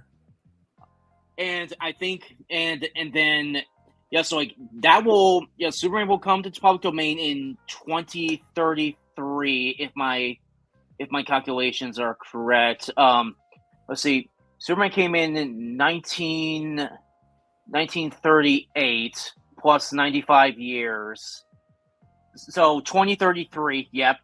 And then in 2034, Batman will go to public domain, and everybody's gonna go nuts with that. Nice. Because it's Batman. And then 2 years after that, in 2036, both Wonder Woman and Captain America will go to public domain. That I could see some really interesting stuff being done with Cap. Oh yeah. Well, yeah, because he's Captain America. Yeah. You know, he's our superhero. Yeah, well, just because of like you could do so many war stories and stuff with him. Yeah. That would be fascinating. Like you could even do like World War II, you could do additional wars and stuff. Like there's so much you can do with that. Like like you could probably make him, you know, sort of like DC's Uncle Sam character, where he's like the physical embodiment of America, and like he never ages. Yeah. You know, like I think that's an interesting thing to do with Captain America, to where like he's like the physical embodiment of the American spirit. That'd be great. Yeah. And you can sort of like do his character, you know, where it's where he kind of reflects like the American culture. You know, so like so like if we did Captain America today, like he would be like he would be super woke. Yeah, I know. Yeah. And like just depending on and like just depending on which party which party has the presidency, Captain America will kind of like just reflect that president's views. Well, he should, like, the thing that's very interesting to me about characters like that is if you look at someone like Alan Moore, and Alan Moore is probably literally insane, and but he's, despite his insanity, or maybe because of it, he is one of the best writers that comic books have had. And you look at Watchmen, and Well, when you look at Uh, Watchmen, he's extremely left wing, and he oh yeah, hates right wing ideology, but he's responsible for creating one of the most beloved right wing characters that's ever existed in Rorschach, and yeah, I find that interesting because like he wrote the character like a right winger, like he didn't write yeah. the character like what Like it's he very hated yeah, about the sort of right wing or whatever yeah. He necessarily. was sort of he was sort of like the Alex Jones before Alex Jones. Right. And so like, you know, um one of the things I actually liked about the Ultimates, which was the 2000s reimagining of the Avengers. They actually used a lot of the Ultimates for the inspiration for the MCU version of the Avengers. Oh Um yeah, but I really liked their portrayal of Captain America because it showed how Cap was very much a man who was very much out of time. He was out of oh yeah. his place, and like he tried dating, like he beat the crap out of Giant Man because he was being in this version of Giant Man he was abusive to Janet much earlier, and so he beat Well, the crap well. out of him. To be fair, he was always like that. Like even in like the Silver Age. Yeah, no, but I mean, like Um, he was it took a while to get to that in the comics in the Silver Age, whereas yeah. like in Ultimates, it was much earlier, and it was not only was it much earlier, like it was more easily like it was around to more people and everything, and it was Hmm. more. It wasn't like no one was really hiding it. So like that's why like my point being like Cap saw that and he thought, well, you don't do this to a woman, and he beat the crap out of Giant Man, and then Yeah. he went on because Wasp, oh, my hero, Wasp dated him, and then but she couldn't stand dating him because it was so weird because like all he wanted to do was go hang out with like 80 and 90-year-olds, because like that's was his generation, and he felt weird about everything, and that's one of the things that's so annoying about people as they write characters like Cap.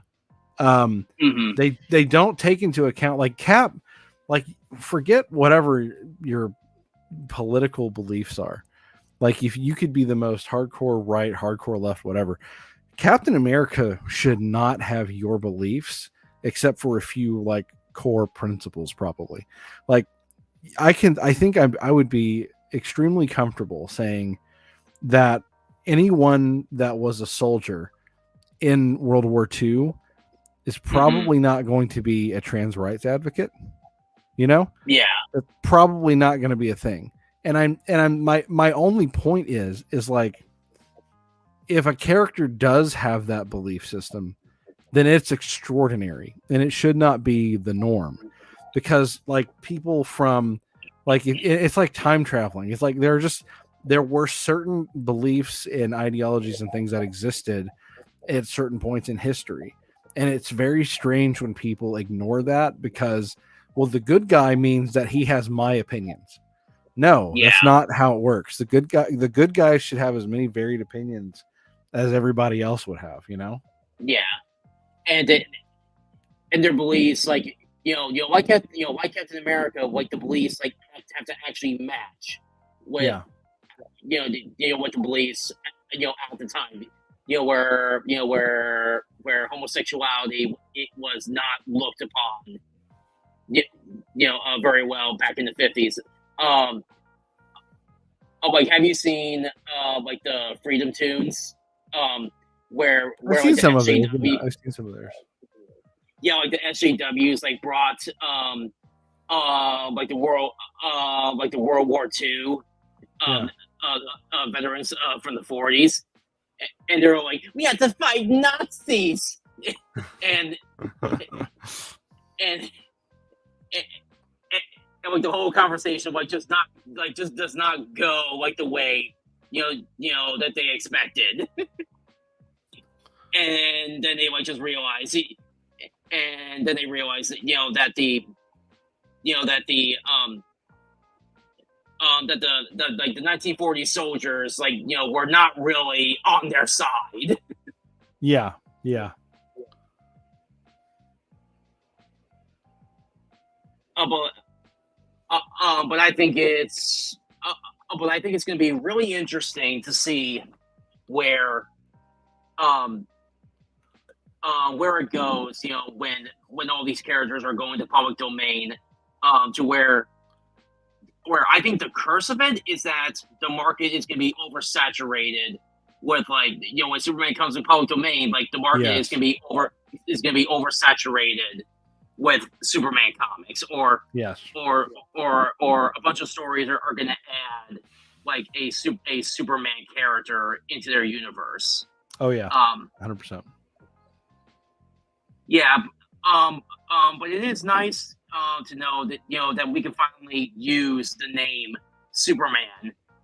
I'm like, I would not plan to have Superman in my universe, because I just don't think it's gonna.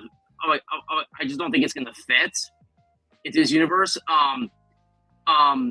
But my series has already pretty much like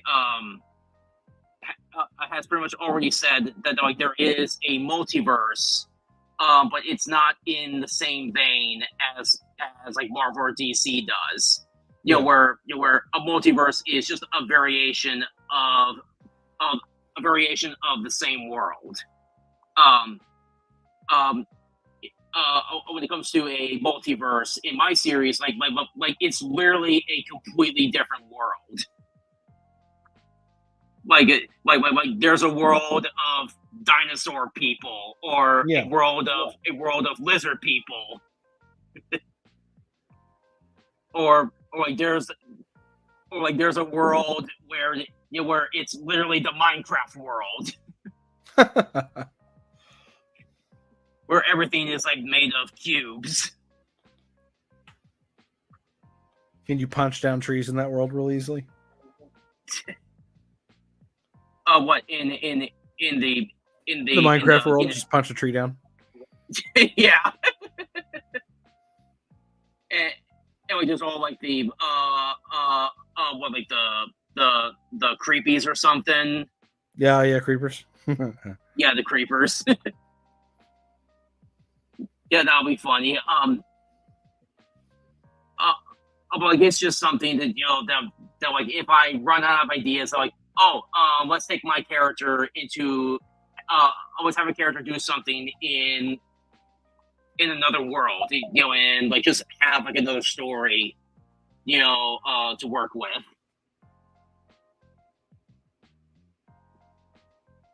It'll be interesting because there are some people. Do you know who? Are you familiar with Nicholas Mueller? No, I don't think so. He's the guy behind Demon Hunter Raven was the book that I knew him for, but he started really going crazy with Winnie the Pooh Demon Hunter, and right, yeah, exactly. He's got a book up on Kickstarter right now where it's like volume 5. I think it was volume 5. Anyway, it's the introduction of Tigger. Tigger is joining the demon hunting ranks, and it's like.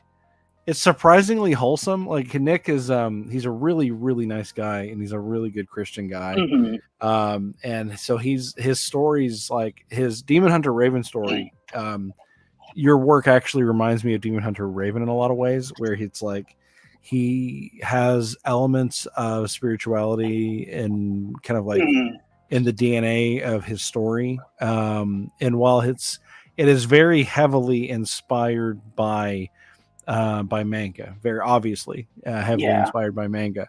The real bedrock of it is Christianity, and you can kind of see that in a lot of the storytelling that he does. But yeah, when Winnie the Pooh went public domain, he adapted it into Christopher Robin is an older man now, and he's still best friends with Winnie the Pooh, but they are both demon hunters, and there are other fairy tale and folktale characters that show up, and they're good guys. They're all good guys, and they're fighting against the forces of evil. And that's a fun way to go about it. Yeah. Like I was heavily inspired by C.S. Lewis and Tolkien. Because like I figured out a long time ago that like if I want to make a Christian themed story, like I kind of have to put it in its own universe. Like I can't rely on the rules and boundaries of this world. Yeah. And by having Elohim, basically God, being able to interact in this world, like I was heavily inspired by that scene from the third Narnia movie, where Aslan tells Lucy, like, I do exist. I do exist in your world, but I go by a different name. Interesting.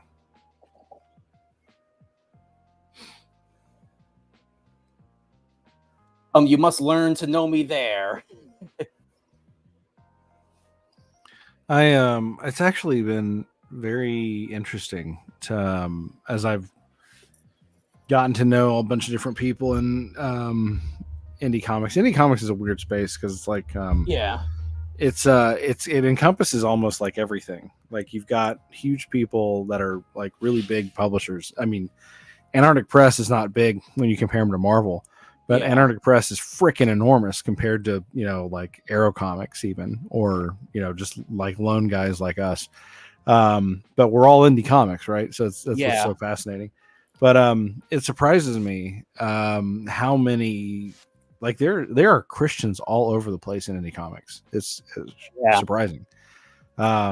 Writing and art and publishing and everyone. I throw a rock and I hit a Christian, like in indie comics is crazy. So it's been interesting to talk about how they got into it, and a lot of them draw motivation from seeing stuff that they loved growing up, as far as like the properties that they really loved, kind of like reject wholesale the principles that we thought they kind of held in the storytelling that they did back when we were kids. And a lot of people, they like, I know one guy who when he decided to write a story was when Captain America said Hail Hydra, and that pissed him off, and he decided he was gonna, I'll go write my own story. I don't need this crap. So a lot of people have stories like that where they are just kind of done with what a lot of people in the mainstream were doing, and a lot of them happen to have faith. It's been very interesting to learn. Like with the whole thing with Captain America, saying Hail Hydra, like I honestly think people like jump to conclusions on that one, because like if they just waited a couple issues to kind of see if they can explain why he's suddenly a Hydra agent, which I never bought the idea that like he was always a Hydra agent. Though it could be possible that they did intend to do that, but then they just decided suddenly decided to change course due to the backlash, but we'll like never know.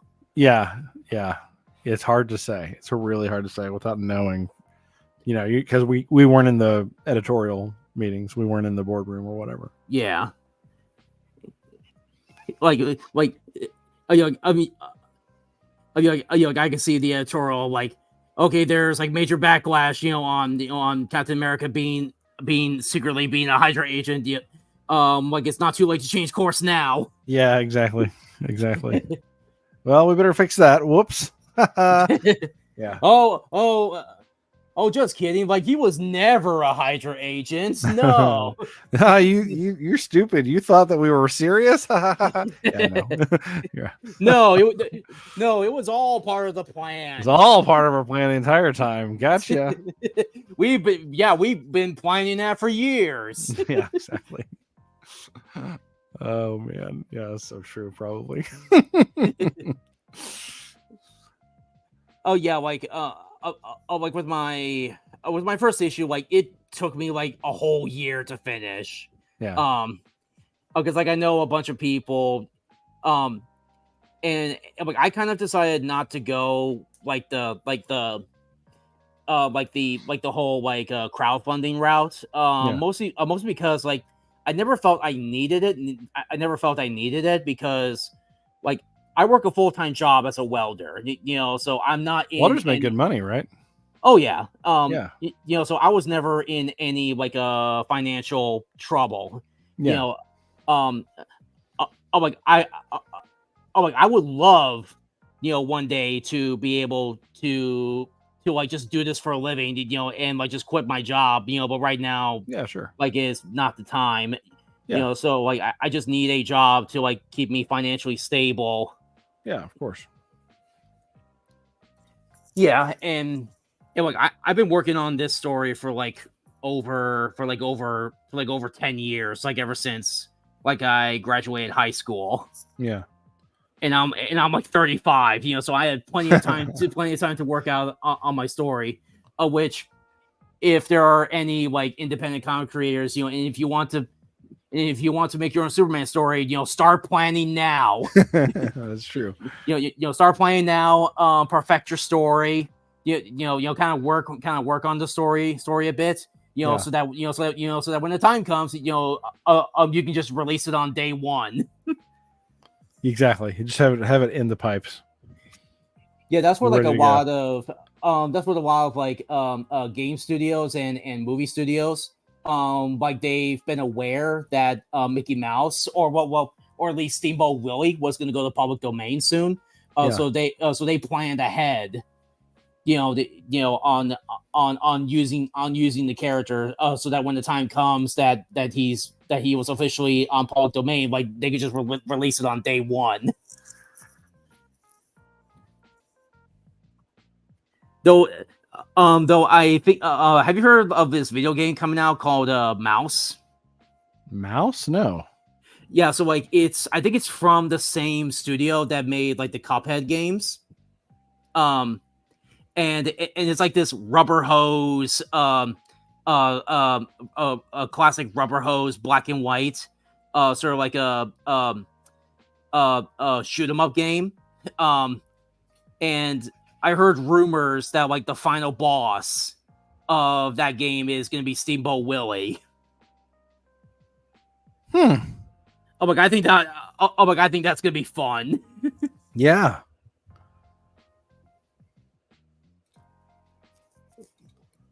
Let's see. Like in terms of anime, like I've been watching the newest dub of My Hero Academia. The manga series has already ended. And like some people are a bit divided when it comes to like the ending. Like I was a bit disappointed in the ending. What happened? What's the end? So basically Shigaraki gets defeated, and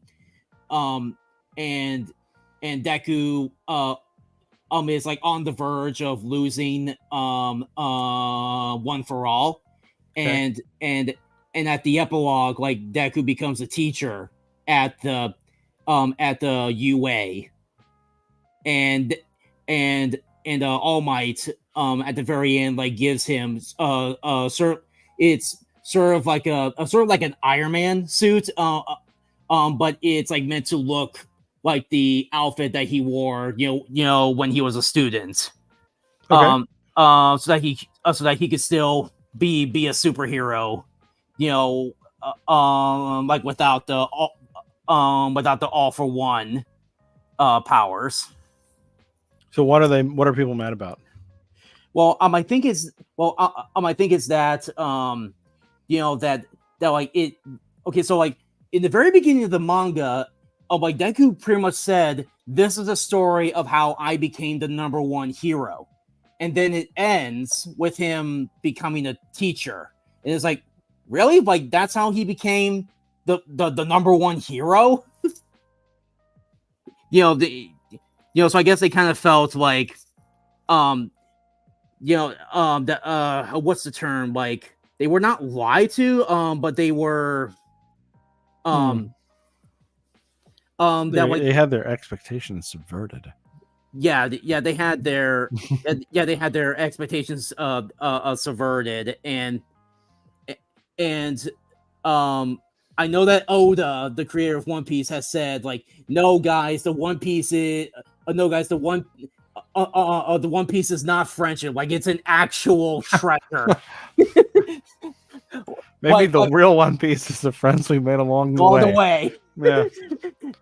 I will guarantee you, if that happens, like there are gonna be riots all over the world. If he doesn't do that as a fake out, though, he has to do that as a fake out. Like that would be incredible. Yeah, but like I think the fans will get so mad. They'd riot, but it would be so funny. He's gonna just do it from one page to the next. Just do it just briefly. Yeah. We'll do like Marvel and make it you have to scan a QR code to get the real ending. Yeah.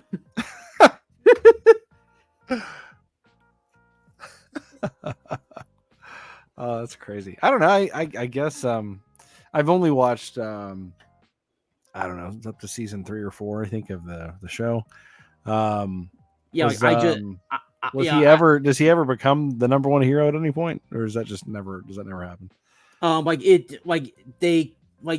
The ending is kept very vague. But because he's now a teacher at the school, it heavily implies that he never becomes a superhero again. At least until All Might gives him the power suit. Yeah, and that's basically how the series ends. And I can understand why. And I can actually understand how the fans, feel about it, because, like even I don't really like those kinds of endings. Where they never actually finish the story. But they do it in a way where it still keeps it open ended. For the possibility of of more stories. Yeah. It's also kind of like what romance animes like used to be. Back then, like the philosophy of Japanese romance stories in anime and manga was that it's not about the destination, it's the journey. Thus a lot of them never get proper endings. But I think in recent years that has changed to where the stories actually do get a proper ending. Especially with Japan's with Japan's population problem. I think the publishers and studios are like, okay, guys, we kind of have to, inspire young people, to get married and make babies, so let's actually give the stories a proper ending. I can't imagine seeing Asian women all around me and being like, I can't bring myself to do it. The weirdest one. Can't relate. The weirdest one that I do not understand why it got so popular was one where it was about a guy who accidentally, made a deal with made a deal with, I don't remember if it was Buddha or if it was God, that I think he made a wish to get a girlfriend, but somehow he accidentally requested for 100 girlfriends. And the manga is literally about him getting 100 girlfriends. And I'm like, I don't know how you're gonna pull this off. You don't. That's the thing. Because you're gonna have to give each and every one of them a name, a backstory, a different personality. It's I don't know how you're gonna do that. Yeah. Good luck. I don't know. Good Lord. Good luck. Man. That's nuts. Oh, there was a time, way back when, before superheroes, a lot of comics, were romance and horror and, and cowboys, they pretty much reflected, of what was popular in movies and stuff. Yeah. And nowadays, and nowadays, superheroes are more prominent. But I think they're like slowly, like eroding. But I don't think the superhero genre is like gonna go away like like the westerns. Yeah. Like I think they're gonna stick around, but they're like just not gonna have an impact, like the MCU did, before Endgame. Yeah, you're probably right about that. Though I would love to see, kind of like a resurgence of the Western genre, because like that's pretty much like what Logan did, where it was pretty much like a mix of like a superhero Western. Yeah, very much was that. I agree. Yeah, like I think Andrew Clavin pointed out that like Logan was pretty much like a Western story. Yeah. That like it's like based on like another Western movie, but I just can't remember the name for it. Oh, I'm not a movie person, so I definitely couldn't. Yeah. People are like, whenever anyone tries to talk movies with me, like really talk movies, they're like, "Oh, you haven't seen blank?" I'm like, "No, you already know the answer to this." Like, sometimes if I'm feeling really cheeky, I'll say, "You haven't played blank," because I played a lot of video games, and that's my counter. Like, you were watching stuff, I was playing stuff. That's probably why I haven't seen as many movies. The only video games I ever play are the Pokemon games. So like I'm not that much of a gamer. I play a little of everything. I do like the Pokemon games, although I stopped playing them probably around White. But what brought me back was Arceus. Man, that game was freaking awesome. That was one of the best Pokemon games I've ever played. I loved that on the Switch. I'm sort of on the minority where like I thought Arceus was mad because I just did not like the catching system. I loved. Well, see, that's probably why I liked it. Not necessarily the catching, but just because of how different it was. Yeah. Because like the crafting, okay, whatever. But the fact that there was crafting, that it was different, that was cool. I dug that. So I want them to continue to do it like that, though. Like I don't want them to get rid of the formula. Like I want there to be standard Pokemon games, but I like that there was a different Pokemon game that was similar but a little bit different. Yeah, like there's there's there's gonna be a new Legends, a new Pokemon Legends game coming out next year. Pokemon Legends ZA, which is finally the Pokemon Z that the fans have always been wanting. Like ever since Black and White, and everyone's really excited about Mega Evolutions coming back. Yeah. Because like that was like the only Pokemon gimmick that that everybody liked. Yeah, I think everybody did. I think you're right. And like the Z moves, in like the Sun and Moon, I was like, it's meh. Like it's not as cool as like the Mega Evolutions. Yeah. The Gigantamax, with like Scarlet and Violet, like it was kind of like it was trying to be sort of it sort of felt like it was trying to be like Mega Evolution, but it just did not, but it wasn't Mega Evolution. Right, yeah. And now with Legends ZA, they're finally giving in, okay, we'll actually give you new Mega Evolutions. Though I really want to see Charizard and I want to see Charizard and Mewtwo, Mega Mewtwo and Charizard Z. Yeah.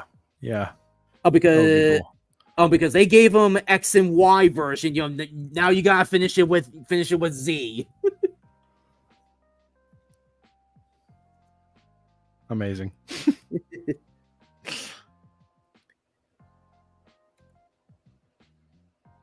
Like it's kind of weird. Like we're living in a weird time, where it kind of feels like the indie,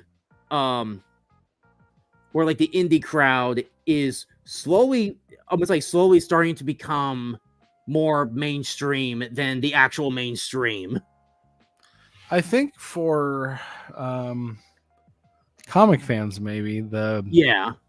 it's a very odd time right now with so many direct to customer sales, because that's one of the things that separates Eric July. You know, like he's the difference between, because you know he's made a lot of money, he's very profitable, but like he does something that you know that me and you and you know presumably other people do. We sell direct to our market, direct to our customers.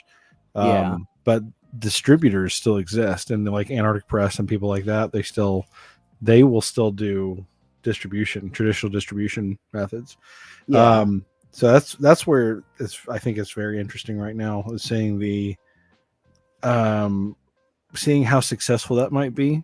Seeing, because it works for small people because we can't afford to market, you know, the way that people like And social media. Marvel does. Yeah, and and the internet and social media has made that a lot more easier. Though, though it does take skill, you know, to advertise your stuff. Just because your comic is on the internet, you know, it doesn't guarantee that everyone's going to see it. Exactly. Yeah, you still have to actually promote it. You have to, you know, talk to people. You have to get it in front of people that you think are going to enjoy it. Yeah, that's definitely the case. Like webcomics has been a good way to do it, you know, but monetarily wise, it's not very good because, you know, for one, you're putting your stuff up for free, you know, and once you actually start making the paperback, you know, there's no incentive, you know, for the fans to buy the book because you already have the comic up for free. Exactly. Yeah. It's in, because that's the thing, right? Like the people who there are absolutely people who want a physical copy because it's like a physical copy is true ownership. Like in a way that a license or a file or that's viewing it on a browser is not. Yeah. So there's still a market for that. But the problem with people is that, and very few people have figured out how to translate this. I think Iconic Comics and Common America have done a very good job with it. Yeah. But it's translating from the digital interest to a physical sale and figuring out how to get both groups, because there's some crossover, but there's not a whole lot. Yeah. And like the digital is good for those, you know, who don't really have, you know, like the fan base. Because like if you're trying to get people to read your book, you know, and if people are not sure if your book is gonna be good or not, you know, a digital sale will actually be perfect because, like, you know, you can sell it for a very low cost because, you know, it's just a PDF file. Yeah. You know, and and if they really like your stuff, you know, then they'll start demanding, you know, the physical copies. Yeah. Exactly. Like I was once coming up with an idea that, like, you know, since I have my own website, you know, maybe I could do like a prescription, a prescription, subscription based, web comic on my official site. You know, but I wasn't very sure if people were going to go with it, so I put up a poll on Twitter. You know, asking if people would be interested in that, and I think only I had like over 40 views, but only one person said no. So, you know, I was like, okay, you know, I'm gonna guess, like, you know, since the one person already said no, you know, I guess, they kind of agree with, you know, with the no. So I guess I'm not gonna do it. You know, but on paper, it sounded like a very good idea. You know, because like, you know, you're still getting monetized, you know, and I can like do it, you know, for a very low cost, you know, maybe like $1 a month. Yeah. It's not like I'm asking for like $10 a month, you know, to read like one page like every month. Yeah, exactly. But if I did that, you know, when like webcomics, you know, were in their prime, you know, like it would have been like a very good idea, you know, but it's like way past that now. Yeah, that's very true.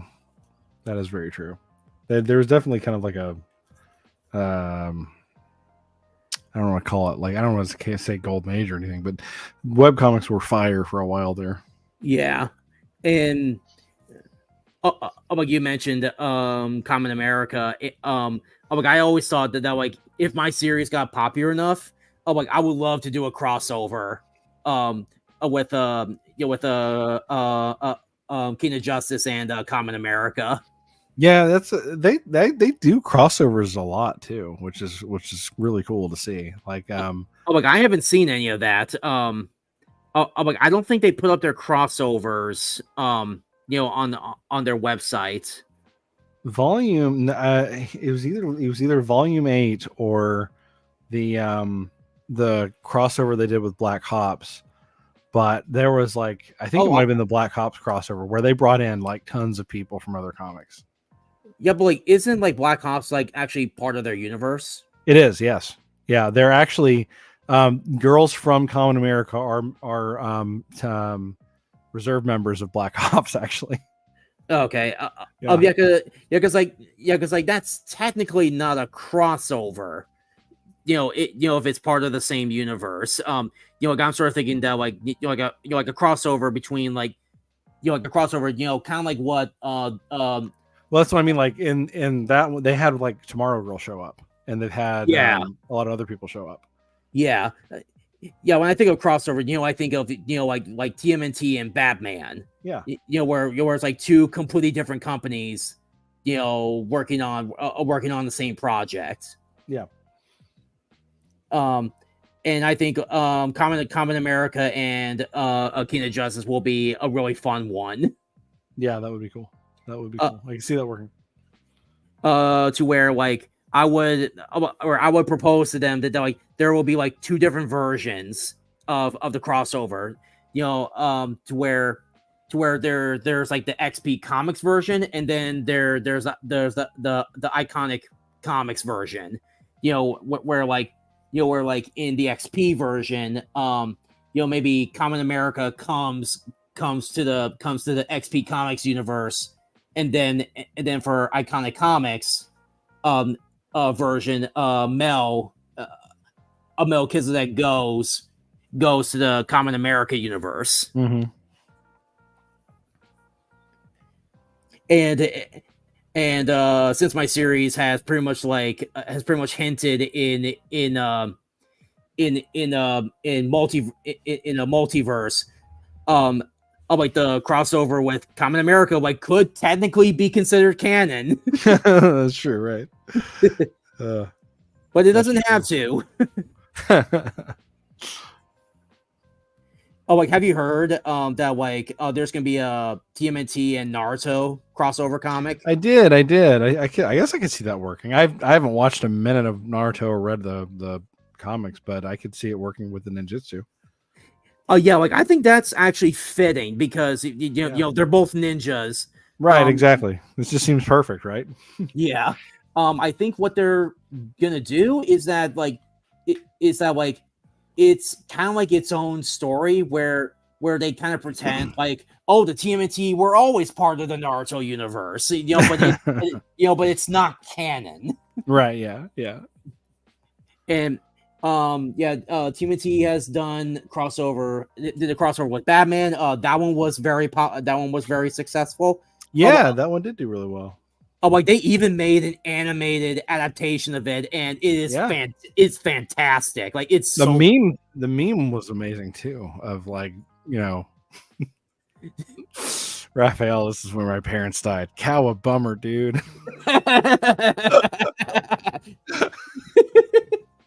That became such a meme. That's so good.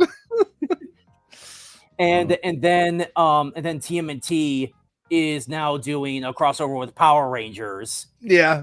And what's cool is that they kind of swapped roles where the turtles are the Power Rangers, and the Power Rangers are the mutants, and the Rangers take on their dinosaur form. So the Red Ranger is a humanoid T-Rex. Literally T-Rex. Nice. Yeah, he's a humanoid T-Rex.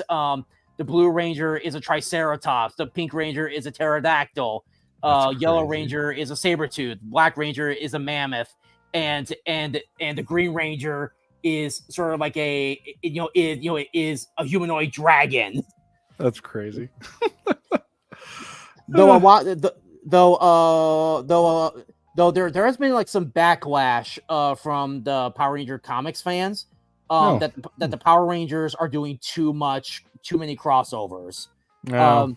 Because they did one with TMNT and now they're doing one with Godzilla. which I say that is fitting. I mean, that seems kind of perfect though.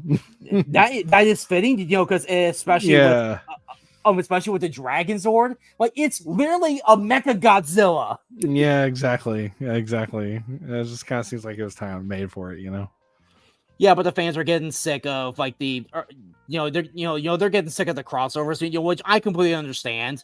Sure, I get it. Because there's only so many crossovers, that you could do, before you can like get to the main story. Sure, yeah. But with like TMNT and Naruto, like I was not expecting that. I don't think Shonen Jump is involved with the project at all. Though I think that's kind of weird because that seems uncommon for them. Yeah, Kishimoto, I've heard like is not involved with the project at all. So I wonder, what the legality of that was. If Image has made like some sort of deal with Shonen Jump. But I don't know. We'll give you a lot of money if you allow us to do this. Money. You don't have to do anything. We don't have to do anything. No, and a lot of money. Yes. Deal. Yeah, it's the Mr. Krabs SpongeBob meme. Money. Exactly. Hey, Image Comics, like, why have you decided to make TMNT and Ninja Turtles crossover? Money. That's the honest answer they could give. Oh, like there's like another really great SpongeBob meme, where it was like making fun of like the Biden administration, where I think it was the scene where where SpongeBob like gets rich off his business, where like SpongeBob is like Joe Biden. At first we couldn't figure out what to do with the money. We tried shredding it, burying it, and burning it. But in the end, we decided to just give it all away. and all the people in line are like a Ukraine. Come again so soon. I'm getting back in line. Nice. It's really funny. Yeah, it's like I'm working on like I know I showed you like what I had so far. But then I decided to add a page in between these two to kind of to make like show the aftermath of the explosion, and kind of give kind of like the size of the explosion, and how big it was, because I felt like the transition was a bit weird, going from this big explosion to this panel where he's popping out of the debris, and I was like, oh yeah, maybe I'll just add a splash page, to kind of make the transition work a little better. I dig it, yeah. But the one thing that really annoys me is that when I do the trees, like I go like the Toriyama and Kishimoto route, where I do all these lines, and like it is so it is such a hassle. Yeah, tedious. It's like when he drew Cell and he immediately regretted drawing Cell. Yeah. Did you draw the dots every time? Yeah. Have you seen Dragon Ball Superhero? Yeah. Yeah, so did you know that second form Cell was Toriyama's favorite version of Cell? No, I didn't know that. That's great. Yeah, that's why Cell Max was designed after second form Cell. Yeah. because like that was his favorite version of Cell. But like his editor like just kept saying like I don't like it, change it.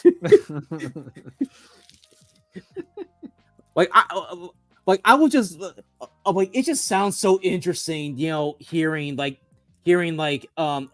stories from Toriyama. I know. With the creative process between him and his editor. I know. Because if you really look at like the Android and Cell Saga, like you can clearly see that his editor is just giving him crap. Yes.